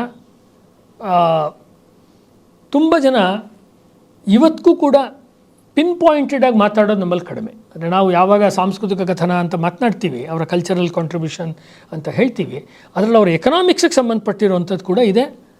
ಬೇರೆ ಅನೇಕರು ಬರೆಯುವ ಎಕನಾಮಿಕ್ಸಿನ ಅರ್ಥಶಾಸ್ತ್ರದ ಬರವಣಿಗೆಗೂ ಇವ್ರಿಗೂ ವ್ಯತ್ಯಾಸ ಏನು ಅಂತ ಹೇಳಿದ್ರೆ, ಇವರು ಸಮಾಜಕ್ಕೆ ಇರುವಂಥ ಒಂದು ಸಿವಿಲೈಸೇಷನಲ್ ಹಿಸ್ಟ್ರಿ, ಒಂದು ನಾಗರಿಕತೆಯಾಗಿ 5,000 10,000 ವರ್ಷದಿಂದ ಇದೇನು ನಡ್ಕೊಂಡು ಬಂದಿದೆ ನಮ್ಮ ದೇಶ, ಅದರ ಆಗುಹೋಗುಗಳನ್ನು ಮರೆಯದೇ ಎಕನಾಮಿಕ್ಸ್ ಬಗ್ಗೆ ಮಾತಾಡ್ತೀರಿ. ಹಾಗಾಗಿ ಎಕನಾಮಿಕ್ಸ್ ಅನ್ನೋದು ಡಾಕ್ಟರ್ ಅಂಬೇಡ್ಕರ್ ಅವ್ರಿಗೆ ಒಂದು ಇಂಡಿಪೆಂಡೆಂಟ್ ಆದ ಸಬ್ಜೆಕ್ಟ್ ಅಲ್ಲವೇ ಅಲ್ಲ. ಅವ್ರಿಗೆ ಎಕನಾಮಿಕ್ಸ್ ಡಿಪಾರ್ಟ್ಮೆಂಟ್ ಅವರು ಇವತ್ತು ಹಿಸ್ಟ್ರಿನ ಅಥವಾ ಸೋಷಿಯಾಲಜಿಯನ್ನು ಹೇಗೆ ನೋಡ್ತಾ ಇದ್ದಾರೆ ನಮ್ಮ ದೇಶದಲ್ಲಿ, ಅದು ಅನ್ಅಂಬೇಡ್ಕರಿಯನ್, ನಾನ್ ಅಂಬೇಡ್ಕರಿಯನ್ ಅಪ್ರೋಚ್. ಅಂಬೇಡ್ಕರ್ ವಿಚಾರಕ್ಕೆ ಅದು ವಿರುದ್ಧ. ಅದು ಅದನ್ನೊಂದು ಸಪ್ರೇಟಾಗಿ ನೋಡ್ತಾರೆ. ಪಕ್ಕದಲ್ಲಿ ಒಂದು ಹಿಸ್ಟ್ರಿ ಇದ್ದರೆ, ಒಂದು ಕನ್ನಡ ಇದ್ದರೆ, ಸಂಸ್ಕೃತ ಇದ್ದರೆ, ಅಥವಾ ಇನ್ನೊಂದು ಯಾವುದೋ ಲಿಟ್ರೇಚರ್ ಡಿಪಾರ್ಟ್ಮೆಂಟು, ಸೋಷಿಯಾಲಜಿ ಇದ್ದರೆ, ಎಕನಾಮಿಕ್ಸ್ ಡಿಪಾರ್ಟ್ಮೆಂಟಿಗೆ ಸಂಬಂಧವೇ ಇಲ್ಲ. ಅದು ಅದರೊಳಗೂ ಕೂಡ ಮೈಕ್ರೋ ಎಕನಾಮಿಕ್ಸು ಮತ್ತೊಂದು ಮಾಡಿಕೊಂಡು ಫೈನಾನ್ಷಿಯಲ್ಲು ಮ್ಯಾನೇಜ್ಮೆಂಟ್ ಸಬ್ಜೆಕ್ಟ್ಗಳನ್ನು ಮಾಡಿಕೊಂಡು ಅದು ಒಂದಷ್ಟು ಹಣಕಾಸು ಮತ್ತು ರಿಸೋರ್ಸಸ್ನ ಮ್ಯಾನೇಜ್ ಮಾಡುವಂಥ ಒಂದು ವಿದ್ಯೆ ಅನ್ನುವ ಮಟ್ಟಕ್ಕೆ ಬಂದಿದೆ. ಆದರೆ ಅಖಂಡವಾದಂಥ ಒಂದು ಭಾರತೀಯ ಕಲ್ಪನೆ ಡಾಕ್ಟರ್ ಅಂಬೇಡ್ಕರ್ ಅವ್ರಿಗೆ ಇದ್ದಿದ್ದರಿಂದ he never separated economics from sociology or from history or from the poverty of the country. Cultural, ಅದು ಸಾಂಸ್ಕೃತಿಕವಾಗಿರ್ಬೋದು, ಧಾರ್ಮಿಕವಾಗಿರ್ಬೋದು, ಸಾಮಾಜಿಕವಾಗಿರ್ಬೋದು, ಹಿಂದುಳಿಕೆಯನ್ನು ಅವರು ಕನ್ಸಿಡರ್ ಮಾಡೇ ಅವರು ಎಕನಾಮಿಕ್ಸನ್ನು ಬರೀತಾರೆ. ಹಾಗಾಗಿ ಮುಂದಿನ ದಿನಗಳಲ್ಲಿ ಡಾಕ್ಟರ್ ಅಂಬೇಡ್ಕರ್ ಅವರ, ಬಾಬಾ ಸಾಹೇಬರ ವಿಚಾರವನ್ನು ಹೇಳುವಾಗ 1 ದಿನ 2 ದಿನ 3 ದಿನಗಳ ಕಾಲ ತುಂಬ ವಿಶೇಷವಾಗಿ ಅವರ ಆರ್ಥಿಕ ವಿಚಾರಗಳನ್ನು ಇಟ್ಕೊಂಡೇ ಡೆಲಿಬ್ರೇಷನ್ಸ್ ಅಂತ ಹೇಳ್ತೀವಿ, ಮೀಟಿಂಗ್ಸು ಅಥವಾ ಚರ್ಚೆಗಳು ನಡಿಬೇಕು.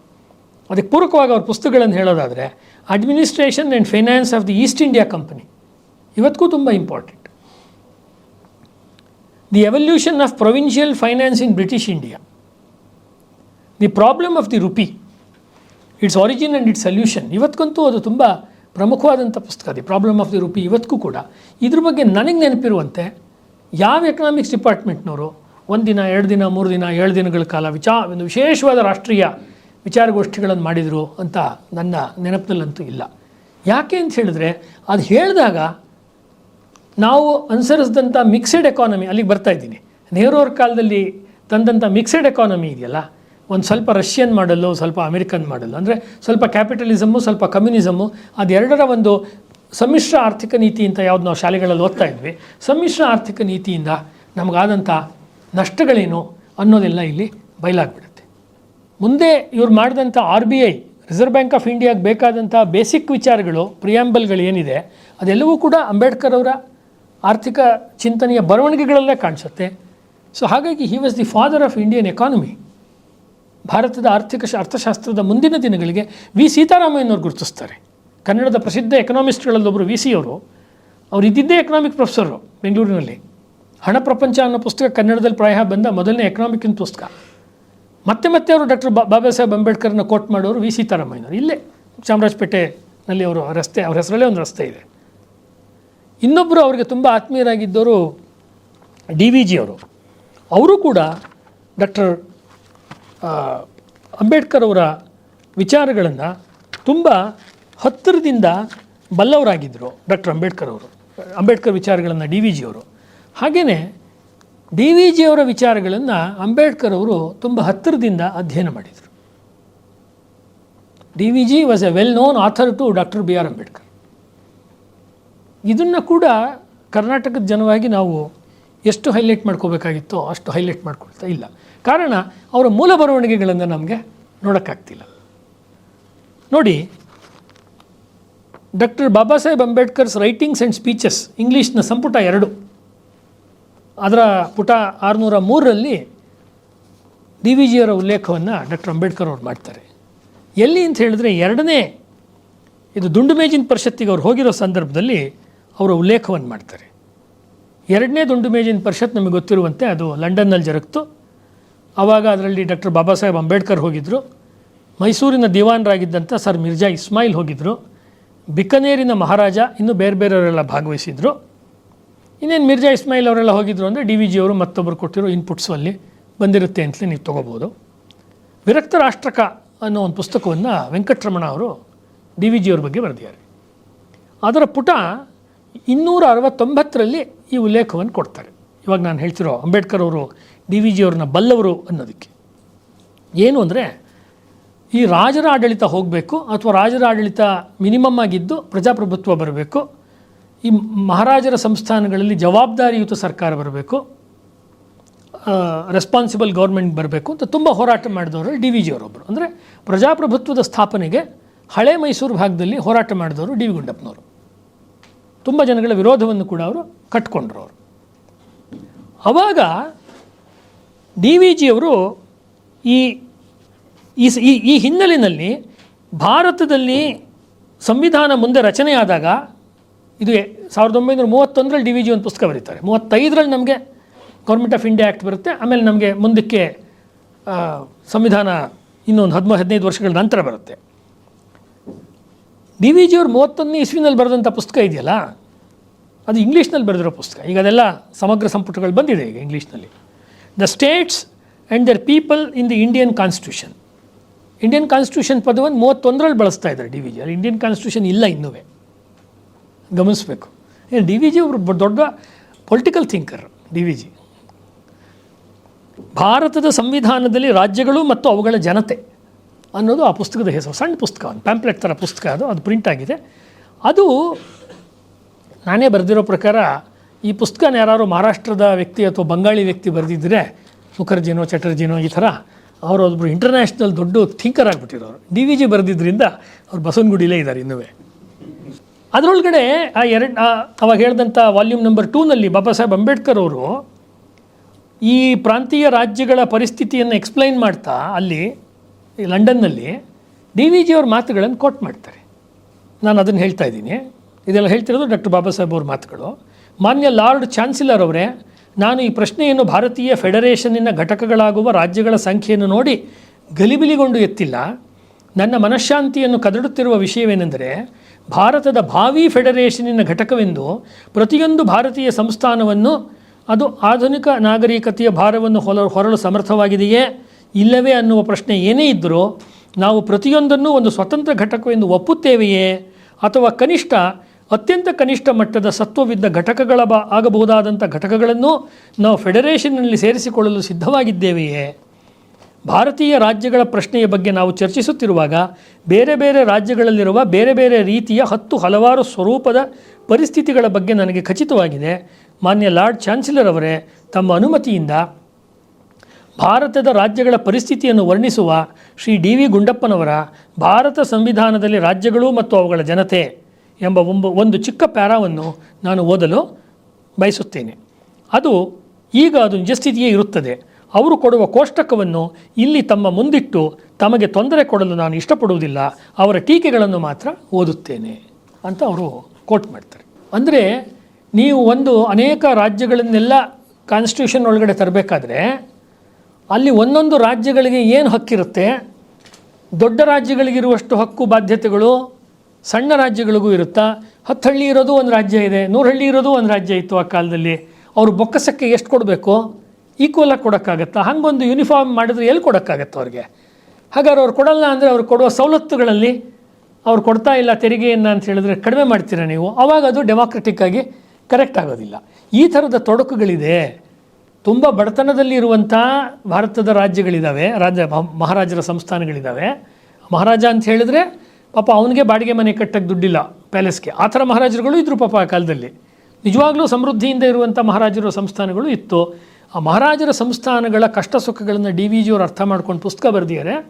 ನಾವು ಮುಂದೆ ಫೆಡರೇಷನ್ ಅಂತ ಮಾಡಿದ್ರೆ ಇವ್ರುಗಳ ಸ್ಥಾನಮಾನಗಳು ಏನಿರುತ್ತೆ ಅನ್ನೋದನ್ನು ಕನ್ಸಿಡರ್ ಮಾಡಬೇಕು ಅಂತ ಹೇಳ್ತಾರೆ. ಅಂದರೆ ಪ್ರಾಗ್ಮ್ಯಾಟಿಕ್ ಅನ್ನೋ ಒಂದು ಪದ ಹೇಳಿದೆ ಅಲ್ಲ, ಆ ಹಿನ್ನೆಲೆಯಲ್ಲಿ ನಾವು ಅಂಬೇಡ್ಕರ್ ಅವರ ವಿಚಾರವನ್ನು ನಾವು ನೋಡಬೇಕು. ಭಾಳ ಮುಖ್ಯವಾಗಿ ಯಾವುದನ್ನು ನಾವು ಇವತ್ತು ಭಾರತದ ಚರಿತ್ರೆಗೆ ಸಂಬಂಧಪಟ್ಟಂತೆ ಆರ್ಯರು ಅಥವಾ ದ್ರಾವಿಡರು ಅಂತ ಹೇಳ್ಕೊಂಡು ಬರ್ತಾ ಇದ್ದಾರೆ ಈಗಲೂ ಕೂಡ. ಇಷ್ಟೆಲ್ಲ ವೈಜ್ಞಾನಿಕವಾದ ಸಂಶೋಧನೆಗಳನ್ನು ದೊಡ್ಡ ವ್ಯಕ್ತಿಗಳು, ಎಸ್ಪೆಷಲಿ ಶ್ರೀಕಾಂತ್ ಅಲಿಗೇರಿ ಮತ್ತು ಮುಂತಾದವರೆಲ್ಲ ಮಾಡಿ ಅದಕ್ಕೆಲ್ಲ ಆಧಾರಗಳನ್ನು ಕೊಟ್ಟ ಮೇಲೆ ಕೂಡ ಆರ್ಯರು ಮತ್ತು ದ್ರಾವಿಡರು ಅನ್ನುವಂಥ ಒಂದು ಭಾಷಾ ಘಟಕ ಇದೆ. ಆರ್ಯರೇ ಬೇರೆ, ದ್ರಾವಿಡರೇ ಬೇರೆ ಅನ್ನುವ ವಾದವನ್ನು ಬೇರೆ ರೀತಿ ಮಾಡ್ತಾ ಇದ್ದಾರೆ ಇವಾಗ ಎಡಪಂಥದಲ್ಲಿ. ಮುಂಚೆ ಆರ್ಯರ ಆಕ್ರಮಣ ಸಿದ್ಧಾಂತ ಅಂತ ಹೇಳ್ತಿದ್ರು, ಈಗ ಆರ್ಯರ ವಲಸೆ ಸಿದ್ಧಾಂತ, ಆರ್ಯನ್ ಮೈಗ್ರೇಷನ್ ಥಿಯರಿ ಅನ್ನೋ ರೀತಿಯಲ್ಲಿ ಅವರು ಹೇಳ್ತಾ ಇದ್ದಾರೆ. ಅದ್ರ ಬಗ್ಗೆ ಕೂಡ ಇನ್ನೂ ಅದಕ್ಕೆ ಸಂಬಂಧಪಟ್ಟಂತೆ ಜೆನೆಟಿಕ್ಸು ಇತ್ಯಾದಿ ಚರ್ಚೆಗಳು ಕೂಡ ನಡೀತಿದೆ.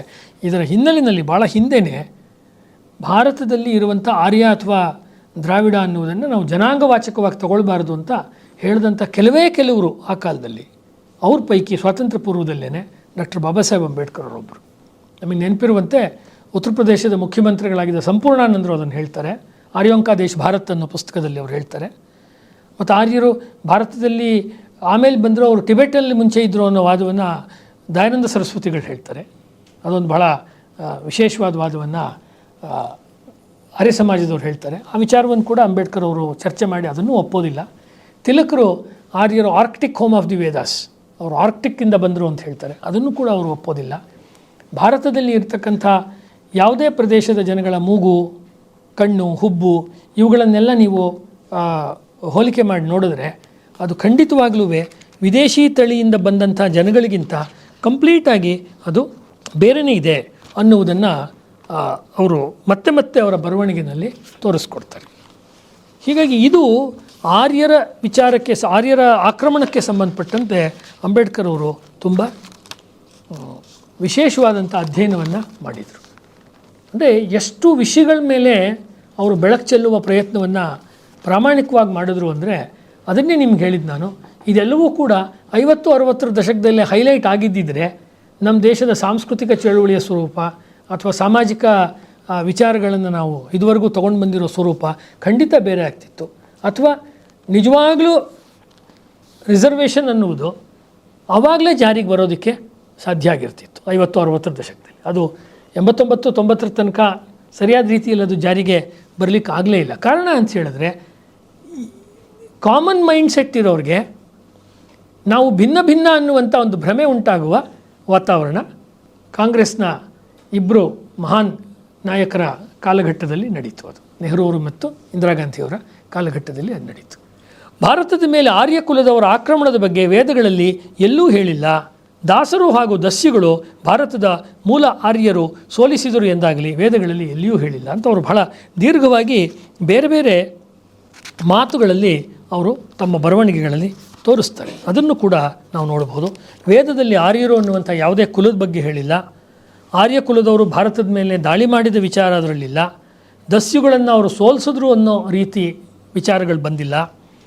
ಅವರಿಬ್ಬರ ನಡುವೆ ಒಂದು ವರ್ಣಭೇದ ಅಥವಾ ಕುಲಭೇದದ ಜಗಳಗಳು, ಯುದ್ಧಗಳು ನಡೆದಿರೋ ಪ್ರಸ್ತಾಪವಿಲ್ಲ. ಬಣ್ಣಗಳ ದೃಷ್ಟಿಯಿಂದ ಅವ್ರ ನಡುವೆ ಎಲ್ಲೂ ಭಿನ್ನಾಭಿಪ್ರಾಯದ ವಿಚಾರಗಳಿಲ್ಲ ಅನ್ನೋದನ್ನೆಲ್ಲ ಅವರು ತಮ್ಮ ಶೂದ್ರರು ಯಾರು, ಹೂವರ್ ಶೂದ್ರಾಸ್ ಅನ್ನೋ ಪುಸ್ತಕದಲ್ಲಿ ಹೇಳ್ತಾರೆ.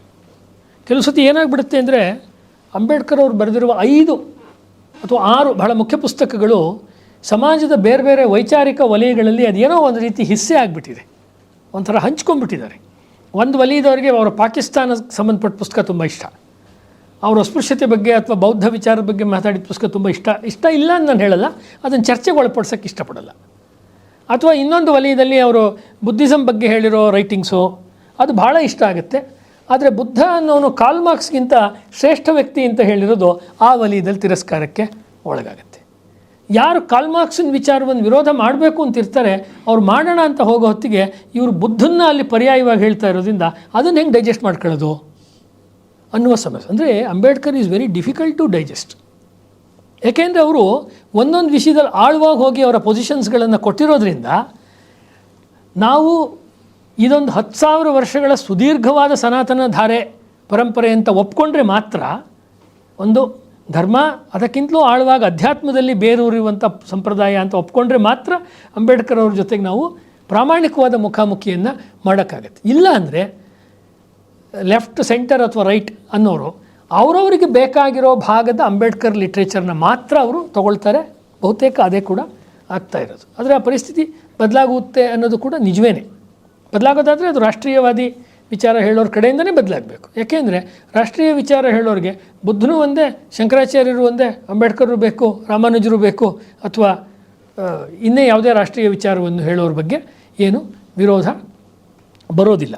ಈ ಅಂಶವನ್ನು ನಮ್ಮಲ್ಲಿ ತುಂಬ ಮುಖ್ಯವಾಗಿ ನಾವು ಗಮನಿಸಬೇಕಾದ್ದೇನು ಅಂತ ಹೇಳಿದ್ರೆ, ಭಾರತದಲ್ಲಿ ಆವಾಗಲೇ ಹೇಳಿದಂತೆ ಅವರ ಬಹಳ ಮುಖ್ಯವಾದ ಪ್ರತಿಪಾದನೆ ಯಾವುದು ಅಂತ ಹೇಳಿದ್ರೆ, ಶೂದ್ರರು ಅನ್ನುವಂಥ ಯಾವುದು ಗುಂಪಿದೆ, ಶೂದ್ರರು ಅಂತ ಹೇಳೋರು ಪ್ರಾಚೀನ ಭಾರತದಲ್ಲಿ ಇವರು ಬೌದ್ಧರು. ಇವರು ಬಹಳ ಮೇಯ್ನ್ ಥಿಯರಿ ಅವ್ರದ್ದು ಅದೇನು. ಹಾಗಾಗಿ ನೀವು ಡಿಪ್ರೆಸ್ಡ್ ಕ್ಲಾಸಸ್ನ, ಹಿಂದುಳಿದ ವರ್ಗಗಳು, ನಿಮ್ನ ವರ್ಗಗಳ ಒಂದು ಉದ್ಧಾರ ಅಂತ ಹೇಳುವಾಗ ಸಹಜವಾಗಿ ಅದು ಬೌದ್ಧ ಚಿಂತನೆಯ ಉನ್ನತಿಯು ಆಗುತ್ತೆ ಕಲ್ಚರಲ್ಲಿ. ಅದಕ್ಕೆ ಆ್ಯಸ್ ಎ ಹಿಂದೂ ಸೊಸೈಟಿ ನಾವು ರೆಡಿ ಇದ್ದೀವಾ? ಆ್ಯಸ್ ಎ ಇಂಟೆಲೆಕ್ಚುಯಲ್ಸ್ ಆಗಿ ನಮ್ಮ ರೆಸ್ಪಾನ್ಸ್ ಏನಿದೆ? ಬೌದ್ಧ ವಿಚಾರವು ಭಾರತದಲ್ಲಿ ಮತ್ತೊಮ್ಮೆ ಬೆಳಗಬೇಕು. ಕೃಷ್ಣನ, ರಾಮನ, ದುರ್ಗಿಯ, ಗಣಪತಿಯ ಒಂದು ವಿಚಾರ ಹೇಗೆ ಈ ದೇಶದಲ್ಲಿ ಪ್ರಜ್ವಲಿಸ್ತಾ ಇದೆಯೋ, ಅದೇ ರೀತಿ ಬುದ್ಧ ಭಗವಂತನ ವಿಚಾರಗಳು ಕೂಡ ಅದರ ಮೂಲ ಸ್ವರೂಪದಲ್ಲಿ, ಬುದ್ಧ ಭಗವಂತ ಏನು ಹೇಳಿದ್ದಾನೆ ಪಾಲಿ ಲಿಟ್ರೇಚರ್ನಲ್ಲಿ ಅಥವಾ ಮೂಲ ತ್ರಿಪಿಟಕಗಳಲ್ಲಿ ಏನು ಹೇಳಿದ್ದಾರೆ ಬುದ್ಧರು, ಆ ವಿಚಾರಗಳು ಜನಸಾಮಾನ್ಯರಿಗೂ ಕೂಡ, ಎಲ್ಲ ಹಿಂದೂಗಳಿಗೂ ಕೂಡ ತಲುಪುವಂತೆ ಆಗಬೇಕು ಅನ್ನುವುದು ಅವರ ಬಹಳ ಮುಖ್ಯವಾದ ವಿಚಾರ. ಕೊನೆಯದಾಗಿ ಹಿಂದುತ್ವದ ವಿಚಾರದಲ್ಲಿ ಸಾವರ್ಕರ್ ಅವ್ರಿಗಾಗಲಿ, ಸಂಘದ ವಿಚಾರಕ್ಕಾಗಲಿ, ಅಂಬೇಡ್ಕರ್ ಅವ್ರಿಗಾಗಲಿ ಏನು ಬಹಳ ಬಿಟ್ಕೊಂಡು ಹೋಗುತ್ತೆ ವಿಚಾರ, ದೂರ ಇದೆ ಅಂತ ಏನೂ ಇಲ್ಲ, ತುಂಬ ಹತ್ತಿರವಾದ. ಅವರು ಥಾಟ್ಸ್ ಆನ್ ಪಾಕಿಸ್ತಾನಲ್ಲಿ ಕೂಡ ಅವರು ಹಿಂದುತ್ವದ ವಿಚಾರವನ್ನು ತುಂಬ ಚೆನ್ನಾಗಿ ಅವರು ಕ್ರೋಢೀಕರಿಸಿ ಕೊಡ್ತಾರೆ. ಅವರು ಹಿಂದುತ್ವ ಅನ್ನೋದು ಹೇಗೆ ಆ ಸಿಂಧು ಪರ್ಯಂತಾಮ್ ಅಂತ ಬಹಳ ಪ್ರಸಿದ್ಧವಾದ ಮಾತಿದೆಯಲ್ಲ ಸಾವರ್ಕರ್ದು, ಅದನ್ನೇ ಕೋಟ್ ಮಾಡ್ತಾರೆ ಅವರು. ಯಸ್ಯ ಭಾರತ ಭೂಮಿಕಾ ಪಿತೃಭೂ ಪುಣ್ಯಭೂಶ್ಚೈವ ಶವೈರ್ ಹಿಂದೂ ರೀತಿ ಸ್ಮೃತಃ. ಅಂದರೆ ಸಿಂಧೂ ನದಿಯಿಂದ ಹಿಡಿದು ಸಿಂಧೂ ಸಾಗರದ ತನಕ ಇರ್ತಕ್ಕಂಥ ಇಡೀ ಭೂಮಿಯಲ್ಲಿರೋ ಜನ ಯಾರಿದನ್ನು ತಮ್ಮ ಪಿತೃಗಳ ಭೂಮಿ, ತಮ್ಮ ಪುಣ್ಯಭೂಮಿ ಅಂತ ಒಪ್ಕೊಂಡಿದ್ದಾರೆ, ಅವರೆಲ್ಲರೂ ಹಿಂದೂಗಳು ಅನ್ನುವ ಮಾತನ್ನು ಅವರು ತುಂಬ ಚೆನ್ನಾಗಿ ಒಪ್ಕೊಳ್ತಾರೆ. ಅವರ ಕಾನ್ಸ್ಟಿಟ್ಯೂಷನ್ನಿನ ಮೇಕಿಂಗಲ್ಲಿ ಕೂಡ ಆ ಡೆಫಿನಿಷನ್ಗೆ ಭಾಳ ದೊಡ್ಡ ಮಾನ್ಯತೆ ಬರುತ್ತೆ.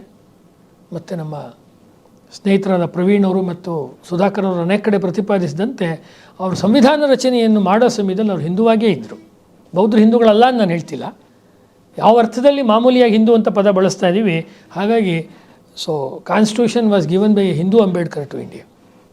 ಈ ಪಾಯಿಂಟನ್ನು ನಾವು ಹೈಲೈಟ್ ಮಾಡೋದು ಅಥವಾ ಅರ್ಥ ಮಾಡ್ಕೊಂಡು ಹೈಲೈಟ್ ಮಾಡೋದು ಅಂದರೆ ಬೇರೆ ಯಾರಿಗೂ ಹೈಲೈಟ್ ಮಾಡಬೇಕು ಅಂತಲ್ಲ, ನಮ್ಮ ಮಟ್ಟಕ್ಕೆ ನಾವು ಹೈಲೈಟ್ ಮಾಡಿಕೊಂಡ್ರೆ ತುಂಬ ದೊಡ್ಡ ಕೊಡುಗೆ ಆಗುತ್ತೆ. ಭಾಳ ಮುಖ್ಯವಾಗಿ ಸಾವರ್ಕರ್ ಅವರು ಮಾಡಿದಂಥ ಈ ಪತಿತಪಾವನ ಮಂದಿರದ ಕೆಲಸ ಅವ್ರಿಗೆ ಇಷ್ಟವಾಗಿತ್ತು, ಅದನ್ನು ಅವ್ರು ಸಪೋರ್ಟ್ ಮಾಡ್ತಾರೆ. ಮತ್ತು ಅದರ ಉದ್ಘಾಟನೆಗೆ ಮತ್ತು ಬೇರೆ ಸಂದರ್ಭಗಳಲ್ಲಿ ರತ್ನಗಿರಿಗೆ ಅವ್ರು ಬರಬೇಕು ಅಂತ ಸಾವರ್ಕರ್ ಅವ್ರಿಗೆ ಪತ್ರವನ್ನು ಬರೀತಾರೆ. ಧನಂಜಯ ಕೀರೆ ಅದನ್ನು ಕೋಟ್ ಮಾಡ್ತಾರೆ. ಆದರೆ ಅವ್ರಿಗೆ ಯಾವುದೋ ಒಂದು ಕೇಸ್ ನಡೀತಾ ಇರುತ್ತೆ ಬಾಂಬೆನಲ್ಲಿ, ಆ ಕಾರಣಕ್ಕೋಸ್ಕರ ಅವ್ರು ಬರಲ್ಲ, ನೀವು ಮಾಡೋ ಕೆಲಸ ತುಂಬ ಒಳ್ಳೆಯದು ಅಂತ ಹೇಳ್ತಾರೆ. ಅದೇ ಥರ ಡಾಕ್ಟರ್ ಅಂಬೇಡ್ಕರ್ ಅವ್ರು ಮಾಡಿದಂಥ ಸಾಮಾಜಿಕ ಚಳುವಳಿ, ದೇವಾಲಯಕ್ಕೆ ಸಂಬಂಧಪಟ್ಟಿದ್ದು, ಮಹಾಡ್ ಹೋರಾಟ, ಕಾಳಾರಾಮ್ ದೇವಸ್ಥಾನದ್ದು, ಅಸ್ಪೃಶ್ಯತಾ ನಿವಾರಣೆಯ ಭಯಂಕರವಾದ ಹೋರಾಟಗಳು, ಅದೆಲ್ಲವನ್ನು ಸಾವರ್ಕರ್ ಅವರು ಸಪೋರ್ಟ್ ಮಾಡಿ ನೀವು ಬುದ್ಧನ ಕೆಲಸವನ್ನೇ ಮಾಡ್ತಾ ಇದ್ದೀರಾ ಅಂತ ಅವ್ರು ಬದುಕಿರುವಾಗ ಹೇಳ್ತಾರೆ. ಅವರು ದೇಹವನ್ನು ಬಿಟ್ಟ ಮೇಲೆ, ಪರಿನಿರ್ವಾಣ ಆದಮೇಲೆ ಅವ್ರಿಗೆ ಶ್ರದ್ಧಾಂಜಲಿಯನ್ನು ಕೊಡ್ತಾ ರಾಷ್ಟ್ರೀಯ ಸ್ವಯಂ ಸೇವಕ ಸಂಘದ 2ನೇ ಸರ್ಸಂಘ ಚಾಲಕರಾಗಿದ್ದ ಮಾನ್ಯ ಶ್ರೀ ಗುರೂಜಿಯವರು ಬುದ್ಧನ ಆಧುನಿಕ ಕಾಲದ ಅವತಾರ ನೀವು, ಆಧುನಿಕ ಯುಗದಲ್ಲಿ ಬುದ್ಧನ 2ನೇ ಬುದ್ಧ ಅಥವಾ ಬುದ್ಧನ ಒಂದು ಮರು ಅವತಾರ ಡಾಕ್ಟರ್ ಬಾಬಾ ಸಾಹೇಬ್ ಅಂಬೇಡ್ಕರ್ ಅವರು ಅನ್ನೋ ಮಾತನ್ನೇ ಅವರು ಆಗಿನ ಕಾಲದಲ್ಲಿ ಕೂಡ ಹೇಳ್ತಾರೆ. ಯಾರು ರಾಷ್ಟ್ರೀಯ ವಿಚಾರಗಳನ್ನು ಹಿಂದೂ ಸಂಘಟನೆಯನ್ನು ತೆಗೆದುಕೊಂಡು 50, 60, 100 ವರ್ಷಗಳಿಂದ ಕೆಲಸ ಮಾಡ್ಕೊಂಡು ಬಂದರು, ಅವ್ರು ಯಾರೂ ಕೂಡ ತುಂಬ ಕಾರಣ ಇದ್ದುಕೊಂಡೇ ಸಕಾರಣವಾಗಿಯೇ ಇದನ್ನು ಇಂಟೆಲೆಕ್ಚುಯಲ್ಸು ಹೆಂಗೆ ಹೈಲೈಟ್ ಮಾಡಿದ್ರು ಹಂಗೆ ಅಂಬೇಡ್ಕರ್ನ ಹೈಲೈಟ್ ಮಾಡಲಿಲ್ಲ. ಹಿಂದೂ ಮಹಾಸಭಾದವರಾಗಲಿ, ಸಂಘದವರಾಗಲಿ, RSSನವರಾಗಲಿ, ಈ ಇಂಟೆಲೆಕ್ಚುಯಲ್ ಗುಂಪು ಹೇಗೆ ಅಂಬೇಡ್ಕರ್ ಅವ್ರನ್ನ ಹೈಲೈಟ್ ಮಾಡ್ಕೊಂಡು ಬಂತು ಆ ರೀತಿ ಭಾಳ ಕರೆಕ್ಟಾಗೇ ಆ ರೀತಿ ಹೈಲೈಟ್ ಮಾಡಲಿಲ್ಲ. ಕಾರಣ ಏನು ಅಂತ ಹೇಳಿದ್ರೆ, ಅವ್ರು ಇಡೀ ಹಿಂದೂ ಸಮಾಜಕ್ಕೆ ಸೇರಿದ ವ್ಯಕ್ತಿ ಆಗಿದ್ದರಿಂದ ಅವ್ರನ್ನ ಒಂದು ಗುಂಪಿಗೆ ಸೇರಿದವರು ಅಂತ ಬೇರೆ ಬೇರೆ, ಈಗ ಉದಾಹರಣೆಗೆ ನಮ್ಮ ಲಕ್ಕಪ್ಪಗೌಡ್ರದ್ದು ಒಂದು ಪುಸ್ತಕ ದಲಿತ ಸೂರ್ಯ ಅಂತ ಇದೆ. ಆ ರೀತಿಯ ದೃಷ್ಟಿಕೋನವನ್ನು ರಾಷ್ಟ್ರೀಯ ವಿಚಾರದಿಂದ ಬಂದವರು ಪ್ರಪೋಸ್ ಮಾಡೋಕ್ಕೆ ಅಥವಾ ಮುನ್ನೆಲೆಗೆ ತರೋಕ್ಕೆ ಇಷ್ಟಪಡಲಿಲ್ಲ. ಯಾಕೆಂದರೆ ಎಲ್ಲರಿಗೂ ಸೂರ್ಯ, ದಲಿತರಿಗೆ ಅಂತ ಒಂದು ಸೂರ್ಯ ಇರೋಕ್ಕೆ ಸಾಧ್ಯ ಇಲ್ಲ. ಸೂರ್ಯ ಅಂದಮೇಲೆ ಎಲ್ರಿಗೂ ಸೂರ್ಯನೇ, ಎಲ್ಲ ಬೆಳಕು ಅಂದಮೇಲೆ ಎಲ್ರಿಗೂ ಬೆಳಕು ಬರುತ್ತೆ. ಇದು ಆ ದೃಷ್ಟಿಕೋನ ಇದ್ದಿದ್ದರಿಂದ ನಾಗಪುರದಲ್ಲೇ ಹುಟ್ಟಿದಂಥ ಇನ್ನೊಬ್ಬರು ಮಹಾಪುರುಷರು ಡಾಕ್ಟರ್ ಹೆಡ್ಗೇವಾರ್ ಅವರು, ಇವರು ಮಾಡ್ಕೊಂಡು ಬಂದಂಥ ಹೋರಾಟ, ಅದರ ಒಳಗಡೆ ಇರುವ ನೋವು, ಅದರ ಒಳಗಡೆ ಇರುವ ಪ್ರಾಮಾಣಿಕತೆ, ಇಷ್ಟನ್ನು ನೋಡಿ ಇದಕ್ಕೆ ಉತ್ತರವನ್ನು ಕೊಡಬೇಕಾದ್ರೆ ಪುಸ್ತಕ ಬರೆಯೋದ್ರಿಂದ ಉಪಯೋಗ ಇಲ್ಲ, ವಾದಕ್ಕೆ ಇನ್ನೊಂದು ವಾದ ಮಾಡೋದ್ರಿಂದ ಉಪಯೋಗ ಇಲ್ಲ. ಒಂದೋ ಎರಡೋ ಕಡೆ ದೇವಸ್ಥಾನದವ್ರಿಗೆ ಹೇಳಿ ದೇವಸ್ಥಾನದ ಬಾಗಿಲು ತೆಗೆಸ್ಬಿಟ್ರೆ ನಿಜವಾದ ಹೃದಯದ ಬಾಗಿಲು ತೆಗೆಯಲ್ಲ, ಮನಸ್ಸಿನ ಪರಿವರ್ತನೆ ಆಗಲ್ಲ. ಮನಸ್ಸಿನ ಪರಿವರ್ತನೆ ಆಗಬೇಕಾದ್ರೆ ಅದು ತುಂಬ ಕಾಲವನ್ನು ಬೇಡತ್ತೆ ಅಂತ ಅವ್ರಿಗೆ ಗೊತ್ತಿತ್ತು. ಈ ಕಾರಣಕ್ಕೋಸ್ಕರವೇ RSSನ ಶಾಖೆಗೆ ಕೂಡ ಡಾಕ್ಟರ್ ಅಂಬೇಡ್ಕರ್ ಅವರು ವಿಸಿಟ್ ಮಾಡಿದರು. ಅದರ ಬಗ್ಗೆ ಕೂಡ ನಮಗೆ ಐತಿಹಾಸಿಕವಾಗಿ ದಾಖಲೆ ಸಿಕ್ಕತ್ತೆ. ಇತ್ತೀಚಿನ ದಿನಗಳಲ್ಲಿ ಅದನ್ನು ಕೂಡ ಹೈಲೈಟ್ ಮಾಡ್ತೀವಿ. ಅದನ್ನು ಅವ್ರು ಮೆಚ್ಕೊಂಡಿದ್ರು. ಅವರು ಈ ಕೆಲಸ ತುಂಬ ಉಪಯುಕ್ತವಾದ್ದು ಅಂತ. ಅಂದರೆ ಹಿಂದೂ ಸಮಾಜವನ್ನು, ಭಾರತೀಯ ಹಿಂದೂ ಸಮಾಜವನ್ನು ಸ್ಟ್ರೆಂಥನ್ ಮಾಡುವ, ಶಕ್ತಿಶಾಲಿ ಮಾಡುವಂಥ ಪ್ರಯತ್ನಗಳೆಲ್ಲವೂ ಕೂಡ ಏಕಕಾಲಕ್ಕೆ ಬೇರೆ ಬೇರೆ ವ್ಯಕ್ತಿಗಳು ಮಾಡ್ತಾನೆ ಹೋದರು. ಆದರೆ ಯೂನಿವರ್ಸಿಟಿಯ ವಲಯದಲ್ಲಿ ಅಥವಾ ಪತ್ರಿಕಾ ಪ್ರಪಂಚದ ವಲಯದಲ್ಲಿ ಇದೆಲ್ಲವನ್ನು ಒಂದಕ್ಕೊಂದು ವಿರುದ್ಧವಾದ ಶತ್ರುಗಳೇನೋ ಇರೋ ಅನ್ನುವ ರೀತಿ ಕಥನವನ್ನು ಕಟ್ಟಲಾಯಿತು. ಈಗ ಆ ಕಥನಗಳೆಲ್ಲ ಕರಗಿ ಹೋಗುವ ಕಾಲ ಬಂದು ನಾವು ಲೋಹಿಯವ್ರ ಬಗ್ಗೆನೂ ಮಾತಾಡ್ತಾ ಇದ್ದೀವಿ, ಡಾಕ್ಟರ್ ಅಂಬೇಡ್ಕರ್ ಅವ್ರ ಬಗ್ಗೆನೂ ಮಾತಾಡ್ತಾ ಇದ್ದೀವಿ, ಡಾಕ್ಟರ್ ಕೇಶವ ಬಲಿರಾಮ್ ಹೆಡ್ಗೇವಾರ್ ಅವ್ರ ಬಗ್ಗೆ ಕೂಡ ಅವ್ರ ಬಗ್ಗೆ ಮಾತನಾಡೋದು ಅಂದರೆ ಗುರೂಜಿಯವರು, ದೀನದಯಾಳ್ ಉಪಾಧ್ಯಾಯರು ಎಲ್ಲ ಸೇರಿಕೊಂಡ್ರು ಅಂತಲೇ ಅರ್ಥ ನಮಗೆ. ಈ ಹಿನ್ನೆಲೆಯಲ್ಲಿ ನೋಡುವಾಗ ಯಾರಾದರೂ ಇಂಟ್ರೆಸ್ಟಿಂಗಾಗಿ ನೋಡಿ, ಇದೊಂದು ಹೇಳಿ ನನ್ನ ಮಾತನ್ನು ನಿಲ್ಲಿಸ್ತೀನಿ. ದೀನದಯಾಳ್ ಉಪಾಧ್ಯಾಯರ ಇಂಟೆಗ್ರಲ್ ಹ್ಯೂಮನಿಸಮ್ಗೂ ನೀವು ಡಾಕ್ಟರ್ ಬಾಬಾ ಸಾಹೇಬ್ ಅಂಬೇಡ್ಕರ್ ಅವರ ಬುದ್ಧ ಆ್ಯಂಡ್ ಈಸ್ ಧಮ್ಮ ಇತ್ಯಾದಿ ಕೃತಿಗಳಿಗೂ ತೆಗೆದುಕೊಂಡ್ರೆ ತುಂಬ ಹೋಲಿಕೆಯ ಅಂಶಗಳಿದೆ. ಯಾಕೆ ಅಂತ ನಾನು ನಿಮಗೊಂದು ಹೇಳಿ ನಿಲ್ಲಿಸ್ತೀನಿ. ಬೌದ್ಧರಲ್ಲಿ ಇರ್ತಕ್ಕಂಥ ಒಂದು ಸಾಮಾಜಿಕವಾದ ಒಗ್ಗಟ್ಟಿನ ಭಾವನೆ ಇದೆಯಲ್ಲ, ನಾವೆಲ್ಲ ಬುದ್ಧಿಸ್ಟ್, ನಾವೆಲ್ಲರೂ ಆರಾಧನೆ ಮಾಡೋದು ಬುದ್ಧನ್ನ ಅನ್ನುವಂಥ ಒಗ್ಗಟ್ಟಿನ ಭಾವನೆಯನ್ನು ಡಾಕ್ಟರ್ ಅಂಬೇಡ್ಕರ್ ಅವರು ಬರ್ಮಾಗೆ ಹೋದಾಗ ಕಂಡುಕೊಂಡ್ರು. ಬರ್ಮಾದಲ್ಲಿ ನಡೆದಂಥ ಒಂದು ದೊಡ್ಡ ಬುದ್ಧಿಸ್ಟ್ ಇಂಟರ್ನ್ಯಾಷನಲ್ ಕಾನ್ಫರೆನ್ಸಲ್ಲಿ ಅವ್ರು ಹೋಗಿ ಭಾಗವಹಿಸ್ತಾರೆ ಸ್ವಾತಂತ್ರ್ಯ ನಂತರದಲ್ಲಿ. ಆ ಸಂದರ್ಭದಲ್ಲಿ ರಸ್ತೆಯಲ್ಲಿ ಹೋಗುವಾಗ ಅವ್ರು ನೋಡಿದ್ದೇನು ಅಂದರೆ, ಈ ರಸ್ತೆ ಅಗಲ ಮಾಡೋದಿರುತ್ತಲ್ಲ, ಎಲ್ಲ ಊರಲ್ಲೂ ಮಾಡ್ತಿರ್ತಾರಲ್ಲ ಕಾರ್ಪೊರೇಷನ್ನು, ರಸ್ತೆ ಅಗಲ ಮಾಡಬೇಕಾದ್ರೆ ಎಲ್ಲ ಮನೆಗಳ ಮುಂದೆ ಬೋರ್ಡ್ ಹಾಕಿರ್ತಾರೆ. ಅದೇನು ಅಂತ ಕೇಳಿದ್ರೆ ಅಲ್ಲಿ ಹಾಕಿರ್ತಾರೆ, ಸರ್ಕಾರ ರಸ್ತೆ ಅಗಲ ಮಾಡ್ತಾ ಇದೆ, ಇದಕ್ಕೆ ನಮಗೆ ವಿರೋಧ ಇಲ್ಲ ಅಂತ ಒಂದೊಂದು ಮನೆ ಮೇಲೂ ಬೋರ್ಡ್ ಹಾಕಿರುತ್ತೆ. ಅಂದರೆ ಗೌರ್ಮೆಂಟ್ ಮೇಲೆ ಯಾರೋ ಕೇಸ್ ಹಾಕ್ಕೊಂಡು ಕೂತಿರಲ್ಲ, ಬರ್ಮಾ ಸರ್ಕಾರದ ಮೇಲೆ ಅಲ್ಲಿಯ ಸ್ಥಳೀಯರು. ಇವ್ರು ಯಾಕೆ ಅಂತ ಕೇಳ್ತಾರೆ. ನಾವೆಲ್ಲರೂ ಬರ್ಮಾದವರಾದ್ರಿಂದ, ನಾವೆಲ್ಲ ಬುದ್ಧನ ಅನುಯಾಯಿಗಳಾದ್ದರಿಂದ, ಬೌದ್ಧರಾದ್ರಿಂದ ಈ ಸರ್ಕಾರ ಕೂಡ ಬೌದ್ಧ ವಿಚಾರವನ್ನು ಎತ್ತಿಡಿ. ಈಗಿನ ಬರ್ಮಾ ಅಲ್ಲ, ಈಗಿನ ಮಯನ್ಮಾರ್ ಪರಿಸ್ಥಿತಿ ಬದಲಾಗಿದೆ. ಆ ಕಾಲದ ಬುದ್ಧಿಸ್ಟ್ ಫಿಲಾಸಫಿ ಅಥವಾ ಬುದ್ಧಿಸ್ಟ್ ವಿಚಾರಕ್ಕೆ ಸರ್ಕಾರ ಗೌರವ ಕೊಡ್ತಾ ಇರೋದ್ರಿಂದ ಬೌದ್ಧರಾಗಿ ಇರುವ ಸಂಘ ತತ್ವ ಇದೆಯಲ್ಲ, ಬುದ್ಧಂ ಶರಣಂ ಗಚ್ಚಾಮಿ, ಸಂಘಂ ಶರಣಂ ಗಚ್ಚಾಮಿ, ಅದಿದೆ ಅಲ್ವಾ.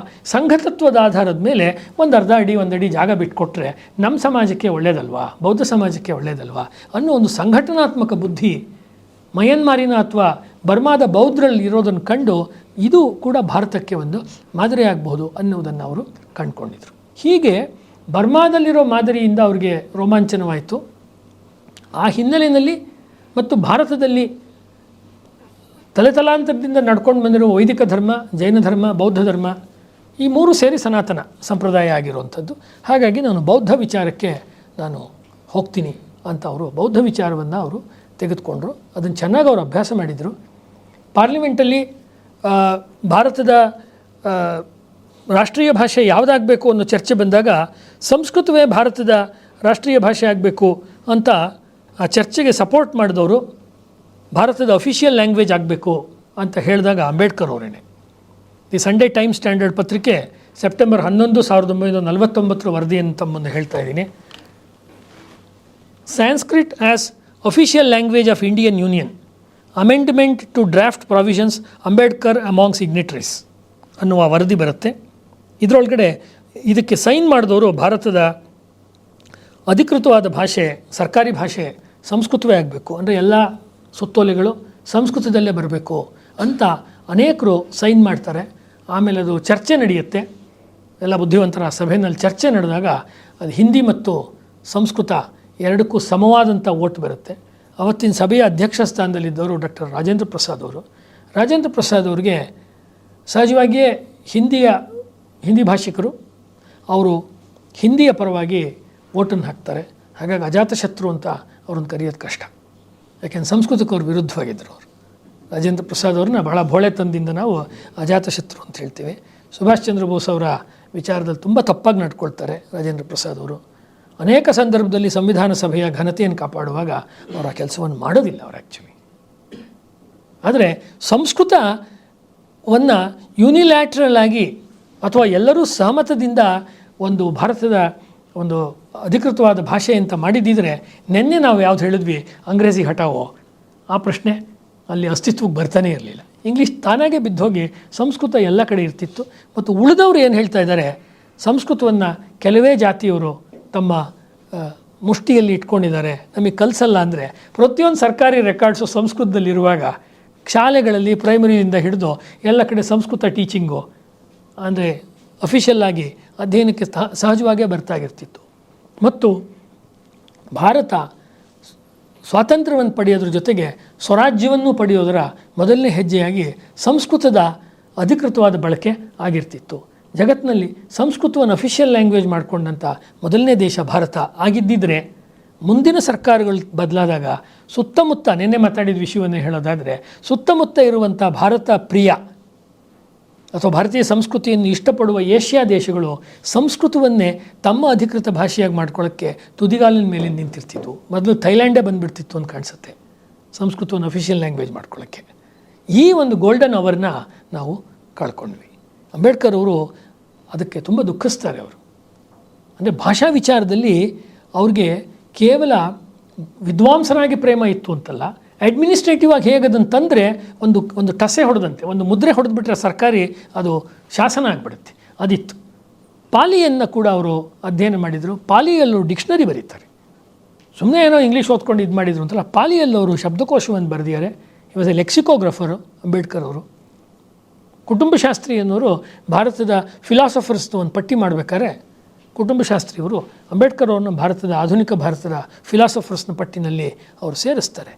ಈ ಎಲ್ಲ ಅಂಶಗಳು ಕೂಡ ಅವರ ದಲಿತೋದ್ಧಾರದ ವಿಚಾರ ಎಷ್ಟು ಮುಖ್ಯನೋ, ಬಹಳ ಮುಖ್ಯ ಅದು, ಅದರಲ್ಲಿ ಎರಡು ಮಾತಿಲ್ಲ. ಅದರಷ್ಟೇ ಮುಖ್ಯವಾಗಿರೋ ಇನ್ನೂ ಹಲವಾರು ಆಯಾಮಗಳಲ್ಲಿ ಅಂಬೇಡ್ಕರ್ ಅವರು ತಮ್ಮ ಕೆಲಸವನ್ನು ಮಾಡಿ ಅವರು ಭೌತಿಕವಾಗಿ ಹೊರಟೋಗಿದ್ದಾರೆ. ಆದರೆ ಅವರ ವಿಚಾರ ಶರೀರ, ವಿಚಾರ ಕಾಯ ಇನ್ನೂ ನಮ್ಮ ನಡುವೆ ಇದೆ. ಅದನ್ನು ತೆರೆದ ಮನಸ್ಸಿನಿಂದ ನೋಡುವ ಗುಂಪು ಏನಾದ್ರು ಇದ್ದರೆ ಅದು ರಾಷ್ಟ್ರೀಯ ವಿಚಾರದವ್ರ ಗುಂಪೇ ಇರಬೇಕು ಅಷ್ಟೇ. ಏಕೆಂದರೆ ರಾಷ್ಟ್ರೀಯ ವಿಚಾರದವ್ರಿಗೆ ಭಾರತ ಅನ್ನೋದು ಬಿಟ್ಟರೆ ಬೇರೆ ಇನ್ಯಾವ ಅಂಶದ ಬಗ್ಗೆನೂ, ಅಂದರೆ ಭಾರತವೇ ಮುಖ್ಯ ಅನ್ನೋದು ಬಿಟ್ಟರೆ ಇನ್ಯಾವ ಅಂಶವೂ ಕೂಡ ಅವ್ರಿಗೆ ಮುಖ್ಯ ಆಗೋದಿಲ್ಲ. ಉಳಿದವ್ರಿಗೆ ಆಯಾ ಭಾಗದ ವಿಚಾರಗಳು ಮಾತ್ರವೇ ನಮಗೆ ಮುಖ್ಯವಾಗುತ್ತೆ. ಇದೊಂದನ್ನು ಹೇಳಿ ಕೊನೆಯದಾಗಿ ಅವರು ಸಂವಿಧಾನ ಸಭೆಯಲ್ಲಿ, ರಾಜ್ಯಾಂಗ ಸಭೆಯಲ್ಲಿ ಸಂವಿಧಾನವನ್ನು ದೇಶಕ್ಕೆ ಒಪ್ಪಿಸಬೇಕಾದ್ರೆ ಮಾತನಾಡುವಂಥ ಮಾತಿದೆ ಅಲ್ಲ, ಅದನ್ನು ಅನೇಕರು ಹೇಳಿದ್ದಾರೆ. ಅದನ್ನು ಒಂದು ಬಾಯ್ಪಾಠ ಮಾಡ್ಬೋದಾದಂಥ ಒಂದು ಭಾಷಣ ಅದು ಅವರು ಮಾತಾಡಿರುವಂಥದ್ದು. ಭಾಳ ಮುಖ್ಯವಾಗಿ ಅವ್ರು ಹೇಳಿರೋ ಮಾತು, ನಾವು ಮೊಟ್ಟ ಮೊದಲು ಭಾರತೀಯರು ಹಾಗೂ ಕಟ್ಟೆಗಡೆಗೂ ಭಾರತೀಯರು, ಕಾಲಾನುಕ್ರಮದಲ್ಲಿ ಯೋಗ್ಯ ಸನ್ನಿವೇಶಗಳೂ ಕೂಡಿ ಬಂದಾಗ ಈ ದೇಶ ಒಂದು ವಿಶ್ವಶಕ್ತಿಯಾಗುವುದನ್ನು ತಡೆಯುವ ದುಸ್ಸಾಹಸ ಜಗತ್ತಿನ ಇನ್ನಾವ ಶಕ್ತಿಗೂ ಇರೋದು. ಈ ವಿಚಾರದಲ್ಲಿ he was more clearer than Lohia ಅಂತ ಅನ್ನಿಸ್ತದೆ. ಕಂಪ್ಯಾರಿಟಿವ್ ಆಗಿ ನೋಡೋದಾದರೆ ಈ ವಿಚಾರದಲ್ಲಿ ಲೋಹಿಯಾ ಅವ್ರಿಗಿಂತಲೂ ಒಂದು ಹೆಜ್ಜೆ ಮುಂದೆ ಅಂಬೇಡ್ಕರ್ ಅವರು ಬರ್ತಾರೆ. ಇಲ್ಲಿ ಆ ಭಾಷಣದಲ್ಲಿ ಅವರು ತಮಿಳುನಾಡಿನ ನಂದನಾರ್ ಬಗ್ಗೆ ಮಾತಾಡ್ತಾರೆ, ತಿರುಪಾಷನ್ ಅಳ್ಪರ್ ಬಗ್ಗೆ ಮಾತಾಡ್ತಾರೆ, ಆಮೇಲೆ ತಿರುವಳ್ಳುವರ್ ವಿಚಾರವನ್ನು ಮಾತಾಡ್ತಾರೆ. ಅವರು ಅಂದರೆ ಅವರ ಕೊಡುಗೆ ಎಷ್ಟು ದೊಡ್ಡದು ಅಂತ ಹೇಳಬೇಕಾದ್ರೆ, ತಮಿಳುನಾಡಿನ ಮನುಸ್ವಾಮಿ ಪಿಳ್ಳೈ ಅನ್ನೋರು ಅಂಬೇಡ್ಕರ್ ಅವರ ವ್ಯಕ್ತಿತ್ವವನ್ನು ತಮಿಳುನಾಡಿನ ಸಂತರಾಗಿದ್ದಂಥ ನಂದನಾರ್, ತಿರುಪಾಷನ್ ಅಳ್ಪರ್, ತಿರುವಳ್ಳುವರಿಗೆ ಹೋಲಿಕೆಯನ್ನು ಮಾಡ್ತಾರೆ, ಕೆಲವರು ಟೀಕೆಗಳನ್ನು ಮಾಡ್ತಾರೆ. ಎಲ್ಲದಕ್ಕೂ ಉತ್ತರ ಕೊಡೋದಕ್ಕೆ ಅವರು ಎದ್ದು ನಿಂತ್ಕೊಂಡು ಒಂದು ಸುದೀರ್ಘವಾದ ಭಾಷಣವನ್ನು ಮಾಡ್ತಾರೆ. 14/11/1949 ಸಂವಿಧಾನ ಸಭೆಯಲ್ಲಿ ಮಾಡಿದಂಥ ಭಾಷಣ. ಅವ್ರು ಹೇಳೋವಂಥದ್ದು ನೋಡಿ, ಸಂವಿಧಾನ ಒಳ್ಳೆಯದೋ ಕೆಟ್ಟದೋ ಎನ್ನುವುದು ಕೊನೆಯ ಹಂತದಲ್ಲಿ ಅದನ್ನು ಕಾರ್ಯಗತಗೊಳಿಸುವವರನ್ನು ಅವಲಂಬಿಸಿದೆ. ಸಂವಿಧಾನದಲ್ಲೇ ಸಮಸ್ಯೆ ಇದೆ ಅಂತ ಹೇಳೋದು ಒಂದು ವಾದ ಆದರೆ, ಸಂವಿಧಾನವನ್ನು ನೀವು ಅಪ್ಲೈ ಮಾಡೋದ್ರಲ್ಲಿ ಸಮಸ್ಯೆ ಇದೆ ಅಂತ ಅಂಬೇಡ್ಕರ್ ಅವರು ಹೇಳ್ತಾ ಇದ್ದಾರೆ. ಎಷ್ಟೇ ಒಳ್ಳೆಯ ಸಂವಿಧಾನ ಕೊಟ್ಟರೂ ಅದನ್ನು ಸರಿಯಾದ ರೀತಿ ಅಪ್ಲೈ ಮಾಡ್ಕೊಳ್ದಿರೋ ಜನ ಏನು ಮಾಡೋಕ್ಕಾಗತ್ತೆ. ಆಮೇಲೆ ಅವ್ರು ಹೇಳ್ತಾರೆ, ಭಾರತದ ಮುಂದಿನ ಭವಿಷ್ಯ ನೋಡಿದ್ರೆ ನಂಗೆ ಆತಂಕ ಆಗ್ತಾಯಿದೆ. 49ರಲ್ಲಿ ಹೇಳೋ ಮಾತು, 2025ರಲ್ಲಿ ಅದು ಇನ್ನೂ ಹೆಚ್ಚು ಸತ್ಯ. ನಾಡಿನ ಭವಿಷ್ಯವನ್ನು ಕುರಿತು ಚಿಂತಿಸಿದಾಗ ಇಂದು ನನಗೆ ಆತಂಕವೆನಿಸುತ್ತಿದೆ. ಈ ಮೊದಲು ಭಾರತ ತನ್ನ ಸ್ವಾತಂತ್ರ್ಯವನ್ನು ಕಳೆದುಕೊಂಡಿತ್ತಲ್ಲದೆ ತನ್ನದೇ ಜನಗಳ ದೇಶದ್ರೋಹ ಬುದ್ಧಿಯಿಂದಾಗಿ ಕಳೆದುಕೊಂಡಿತ್ತು. ಟ್ರೈಟರ್ಸ್, ನಮ್ಮಲ್ಲೇ ಇರುವ ದೇಶದ್ರೋಹಿಗಳಿಂದ ನಾವು ಕಳ್ಕೊಂಡಿತ್ತು ಎನ್ನುವುದೇ ನನ್ನ ಆತಂಕಕ್ಕೆ ಕಾರಣವಾಗಿದೆ. ಬಿಪಿನ್ ರಾವತ್ ಅವರು ಹೇಳಿದ ಮಾತನ್ನು ನೀವು ನೆನಪಿಸ್ಕೊಂಡ್ರೆ 2.5 ಜನಗಳು ಅಂತ ಹೇಳಿದ್ರಲ್ಲ. ಮೊಹಮ್ಮದ್ ಬಿನ್ ಕಾಸಿಮನು ಸಿಂಧದ ಮೇಲೇರಿ ಬಂದಾಗ ಅಲ್ಲಿನ ಅರಸನ ಸೇನಾಧಿಪತಿಗಳು ಆಕ್ರಮಣಕಾರಿಗಳಿಂದ ಲಂಚ ತೆಗೆದುಕೊಂಡು ತಮ್ಮ ದೊರೆಯ ಪರವಾಗಿ ಕಾದಲು ಯುದ್ಧ ಮಾಡಲು ನಿರಾಕರಿಸಿದರು. ಪೃಥ್ವಿರಾಜನೊಡನೆ ಯುದ್ಧ ಮಾಡುವುದಕ್ಕೆ ಘೋರಿ ಮಹಮ್ಮದನನ್ನು ಜಯಚಂದ್ರ ಸ್ವಾಗತ ಮಾಡಿದನಲ್ಲದೆ ತನ್ನ ಹಾಗೂ ಸೋಳಂಕಿ ರಾಜರ ಸಹಾಯ ಸಹಕಾರಗಳನ್ನು ಕೊಂಡಾಡಿದ. ಈ ಒಳಗಿನ ಒಂದು ಆಂತರಿಕವಾದ ಕಲಹ, ಯುದ್ಧದಿಂದ, ಇಂಟರ್ನಲ್ ಪಾಲಿಟಿಕ್ಸ್ನಿಂದನೇ ಹೇಗೆ ಭಾರತ ಶತ್ರುಗಳನ್ನು ಒಳಗೆ ಬಿಟ್ಕೊಳ್ತು ಅಂತ ಹೇಳ್ತಾರೆ. ಹಿಂದೂ ಧರ್ಮದ ಪುನರುತ್ಥಾನಕ್ಕಾಗಿ ಶಿವಾಜಿ ಹೋರಾಡುತ್ತಿದ್ದಾಗ, ಅವ್ರು ಹೇಳೋ ಮಾತು, ಹಿಂದೂ ಧರ್ಮದ ಪುನರುತ್ಥಾನಕ್ಕಾಗಿ ಶಿವಾಜಿ ಹೋರಾಡುತ್ತಿದ್ದಾಗ ಮರಾಠ ಸರ್ದಾರರು ರಜಪೂತರೊಡನೆ ಸೇರಿಕೊಂಡು ಮೊಘಲರ ಪರವಾಗಿ ಯುದ್ಧ ಮಾಡಿದರು. ಬ್ರಿಟಿಷರೊಡನೆ ಸಿಖ್ಖರು ಯುದ್ಧದಲ್ಲಿ ತೊಡಗಿದ್ದಾಗ ಅವರ ಸೇನಾ ನಾಯಕ ಸುಮ್ಮನೆ ಉಳಿದು ಸಿಖ್ಖರ ರಾಜ್ಯವನ್ನು ಉಳಿಸಲಿಲ್ಲ. ಭಾರತದ ಬಹುಭಾಗ 1857ರಲ್ಲಿ ಬ್ರಿಟಿಷರ ವಿರುದ್ಧ ಬಂಡಾಯವೆದ್ದು ಸ್ವಾತಂತ್ರ್ಯ ಯುದ್ಧದಲ್ಲಿ ತೊಡಗಿದ್ದಾಗ ಸಿಖ್ಖರು ಪ್ರೇಕ್ಷಕರಾಗಿ ಕೈಕಟ್ಟಿಕೊಂಡು ಕುಳಿತರು. ಸಿಖ್ಖರು ಭಾಗವಹಿಸಲೇ ಇಲ್ಲ. ಈ ಥರ ಎಲ್ಲ ಗುಂಪುಗಳು, ಎಲ್ಲ ಪಂಥಗಳು, ಎಲ್ಲ ಹಿನ್ನೆಲೆಯಲ್ಲಿರುವ ಜನಗಳಿರುವಂಥ ಸಂವಿಧಾನ ಸಭೆಯಲ್ಲಿ ಓಪನ್ ಆಗಿ ಅವರು ಭಾರತೀಯರಿಗೆ ಹೇಳ್ತಿದ್ದಾರೆ, this constitution is going to be a challenge on your face. ನಿಮ್ಮ ಮುಖಕ್ಕೆ ನಾನು ಕೊಡ್ತಾ ಇರುವ, ನಿಮ್ಮ ನಾಗರಿಕತೆ ಕೊಡ್ತಿರೋ ಒಂದು ಚಾಲೆಂಜ್ ಇದು. ಇದು ಒಳ್ಳೆ ಕಾನ್ಸ್ಟಿಟ್ಯೂಷನ್ನು. ಸುಮ್ಮನೆ ಅದನ್ನು ಕೆಂಪು ಪುಸ್ತಕ ಮಾಡ್ಕೊಂಡು ಕೈಲಿ ಹಿಡ್ಕೊಂಡ್ರಾಗಲ್ಲ, ಅದನ್ನು ಆಚರಿಸ್ಬೇಕು. ಅದನ್ನು ಆಚರಣೆಗೆ ತರಬೇಕಾದ್ರೆ ನೀವು ಇಂಟರ್ನಲಿ ನಮ್ಮ ದೇಶದ ಅಖಂಡತೆಯನ್ನು ನೀವು ದೇಶದಲ್ಲಾಗಲಿ ದೇಶದ ಹೊರಗಡೆ ಆಗಲಿ ಹರಾಜು ಹಾಕೋಕ್ಕಾಗಲ್ಲ. ಭಾರತಕ್ಕೆ ನಾವು ಬದ್ಧರಾಗಿ ಎದ್ದು ನಿಂತ್ಕೋಬೇಕಾಗತ್ತೆ. ಇಲ್ಲ ಅಂತ ಹೇಳಿದ್ರೆ ಯಾವ ಕಾನ್ಸ್ಟಿಟ್ಯೂಷನಿಂದಲೂ ಏನೂ ಉಪಯೋಗ ಆಗಲ್ಲ. ಇನ್ನೊಂದು ಮಾತಿನ ಹೇಳ್ತಾರೆ, ಅದು ಓದಿದ್ರೆ ನಿಮ್ಮಂಥ ದೇಶಪ್ರೇಮಿಗಳಿಗೆ ಎದೆ ಒಡೆದಂಗಾಗತ್ತೆ. ಚರಿತ್ರೆ ಪುನರಾವರ್ತನೆಯಾದೀತೆ, is the history going to repeat ಎಂದು ಆತಂಕವೆನಿಸುತ್ತದೆ. ಅದಕ್ಕೆ ಕಾರಣವೆಂದರೆ ನಮ್ಮ ಪ್ರಾಚೀನ ಶತ್ರುಗಳಾದ ವಿವಿಧ ಜಾತಿ ಮತ ಪಂಥಗಳ ಜೊತೆಯಲ್ಲಿ 10 ಬಗೆಯ ಧೋರಣೆಗಳನ್ನು ಇರಿಸಿಕೊಂಡ 10 ರಾಜಕೀಯ ಪಕ್ಷಗಳು ಸೇರಿಕೊಂಡಿವೆ. ಮೊದಲು ಬರೀ ಜಾತಿ ಮತ ಪಂಥ ಇತ್ತು, ಈಗ ಡಿಫ್ರೆಂಟ್ ವಿಚಾರ ಇರುವಂಥ ರಾಜಕೀಯ ಗುಂಪುಗಳು ಬೇರೆ ಸೇರ್ಕೊಂಡ್ಬಿಟ್ಟಿದೆ. ಜನಗಳ ಹಿತ ಸಾಧನೆಗಿಂತ ಪಕ್ಷಗಳ ಧೋರಣೆ ದೊಡ್ಡದಾಗ ಕೂಡದೆಂದು ನಾವಿಂದು ಎಚ್ಚರ ವಹಿಸದಿದ್ದರೆ ಮತ್ತೆ ಬಹುಶಃ ಅಂತಿಮವಾಗಿ ನಾವು ಸ್ವಾತಂತ್ರ್ಯವನ್ನು ಕಳೆದುಕೊಳ್ಳುವ ಅಪಾಯಕ್ಕೆ ಗುರಿಯಾಗುತ್ತೇವೆ. ನಮ್ಮ ಫ್ರೀಡಮ್ ಈಸ್ ಎ ಡೇಂಜರ್ ಅಂತ ಅವರು ಸ್ವಾತಂತ್ರ್ಯ ಬಂದು 2 ವರ್ಷಕ್ಕೆ ಹೇಳ್ತಾ ಇದ್ದಾರೆ. 49ನೇ ಇಸ್ವಿಲಿ ಹೇಳ್ತಾ ಇದ್ದಾರೆ. ಅಂದರೆ ಡೆಮಾಕ್ರಸಿ ಬೇಕು ಅಂತ DVG ಅವರು ಅಥವಾ ಅಂಬೇಡ್ಕರ್ ಅವರು ಹೇಳೋದು ಸುಲಭ. ಡೆಮಾಕ್ರಸಿ ಬಂದ ಮೇಲೆ ಆ ಮಿನಿಸ್ಟ್ರ್ ಏನೂ ಮಾಡೋದೇ ಇಲ್ಲ, ಈ ಇಲ್ಲೇನು ಬೆಂಗಳೂರಿನಲ್ಲಿ ಇನ್ನೂ ಏನೂ ಆಗ್ತಾನೇ ಇಲ್ಲ ಅಂತ ಹೇಳಿದ್ರೆ ಜನಗಳಾಗ್ಬಿಟ್ಟು ಇವರೇನು ಮಾಡ್ತಿದ್ದಾರೆ, ಗೋಬಿ ಮಂಚೂರಿ ತಿನ್ಕೊಂಡು ಕಾಫಿ ಕುಡ್ಕೊಂಡು. ಹಂಗಾಗಲ್ಲ ಡೆಮಾಕ್ರಸಿ ಅನ್ನೋದು. ಇದು ರೆಪ್ರೆಸೆಂಟೇಟಿವ್ ಡೆಮಾಕ್ರಸಿ ಅಲ್ಲ. ಇದು ಆ್ಯಕ್ಚುಲಿ ಜನಗಳಿಗೆ ಇಲ್ಲಿ ಇದು ಗ್ರೀಕ್ ಮಾದರಿ ಡೆಮಾಕ್ರಸಿ ಅಲ್ಲ, ನಮ್ಮ ದೇಶದ್ದು ಬೇರೆ ರೀತಿ ಡೆಮಾಕ್ರಸಿ ಇದು. ಇಲ್ಲಿ ಜನಗಳ ಆಸೆ ಆಕಾಂಕ್ಷೆಗಳು ಎಷ್ಟು ಜೋರಾಗಿರುತ್ತೋ ಅದನ್ನು ಅವ್ರು ಎಷ್ಟು ಚೆನ್ನಾಗಿ ವ್ಯಕ್ತಪಡಿಸ್ತಾರೋ ಪ್ರತಿನಿಧಿಗಳ ಜೊತೆಯಲ್ಲಿ, ಮಾಡದೆ ಹೋದರೆ ಅವ್ರನ್ನ ಹೆಂಗೆ ಅವರು ಕೆಳಕ್ಕೆ ಇಳಿಸೋದಕ್ಕೆ ಸನ್ನದ್ಧರಾಗ್ತಾರೋ ಅದ್ರ ಮೇಲೆ ಮಾತ್ರ ಇಲ್ಲಿ ಡೆಮಾಕ್ರಸಿಯ ಮಹತ್ವ ಉಳ್ಕೊಂಡಿರುತ್ತೆ ಮತ್ತು ಇಲ್ಲಿ ವ್ಯಕ್ತಿ ಆರಾಧನೆಗೆ ಅವಕಾಶ ಇಲ್ಲವೇ ಇಲ್ಲ. ನಾವು ಈ ರೀತಿಯ ಒಂದು ಸಮಸ್ಯೆಗೆ ಒಳಗಾಗ್ತೀವಿ ಅಂತಾರೆ. ಮತ್ತು ನಾವು ಭಾರತದ ಅಖಂಡತೆಯನ್ನೇ ಎತ್ತಿಡಿದ್ರೆ ಭಾರತ ಒಂದು ಜನವಾಗಿ, ಒಂದು ರಾಷ್ಟ್ರವಾಗಿ ನಾವು ಎದ್ದು ನಿಂತ್ಕೊಳ್ತೀವಿ ಅನ್ನೋದ್ರಲ್ಲಿ ನನಗೆ ಅನುಮಾನ ಇಲ್ಲ ಅಂತ 1946 ಡಿಸೆಂಬರ್ 9 ರಾಜ್ಯಾಂಗ ಸಭೆಯ ಮಾತಿನಲ್ಲಿ ಕೂಡ ಹೇಳ್ತಾರೆ. ಉಳಿದ ಹಿಂದೂಗಳು, ಇಡೀ ಸಮಾಜ ಒಂದು ರಾಷ್ಟ್ರ, ಒಂದು ಜನ ಅಂತ ನಾವು ಎದ್ದು ನಿಂತ್ಕೊಂಡ್ರೆ, ಮುಸಲ್ಮಾನರು ಕೂಡ ಯಾರು ಆ ಕಾಲಕ್ಕೆ 46ರಲ್ಲಿ ವಿಭಜನೆಗೆ ನಿಂತಿದ್ದಾರೆ ಅವರು ತಮ್ಮ ವಾದದಿಂದ ಹಿಂದಕ್ಕೆ ಸರಿಬೇಕಾಗತ್ತೆ ಅನ್ನುವ ಮಾತುಗಳನ್ನು 46ನೇ ಇಸ್ವಿನಲ್ಲಿ ಅವರು ಪಾಸಿಟಿವ್ ಆಗಿದ್ದಾರೆ. ವಿಭಜನೆ ನಿಲ್ಲಬಹುದು ಅಂತ 46ರಲ್ಲಿ.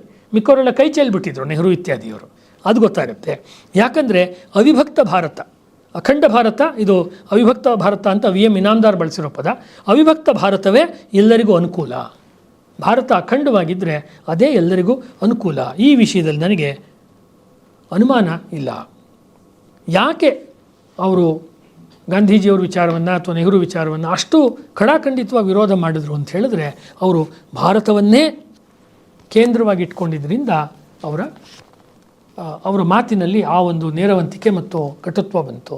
ಹೀಗಾಗಿ ಅಂಬೇಡ್ಕರ್ ಅವರ ಬರವಣಿಗೆಯಲ್ಲಿ ಸಾಂಸ್ಕೃತಿಕವಾದ ಅಂಶಗಳು ಹೇರಳವಾಗಿದ್ದಾವೆ. ಧಾರ್ಮಿಕವಾದ ಅಂಶಗಳು, ಭಾಷಾ ಅಂಶಗಳು, ಇವಾಗ ಹೇಳಿದಂಥ ಅಂತಾರಾಷ್ಟ್ರೀಯ ವಿಚಾರಗಳಿಗೆ ಸಂಬಂಧಪಟ್ಟಂಥ ಅಂಶಗಳು, ಬೌದ್ಧ ಧರ್ಮಕ್ಕೆ ಸಂಬಂಧಪಟ್ಟಂಥ ವಿಚಾರಗಳು, ಇವೆಲ್ಲ ತುಂಬ ದೀರ್ಘವಾಗಿದೆ.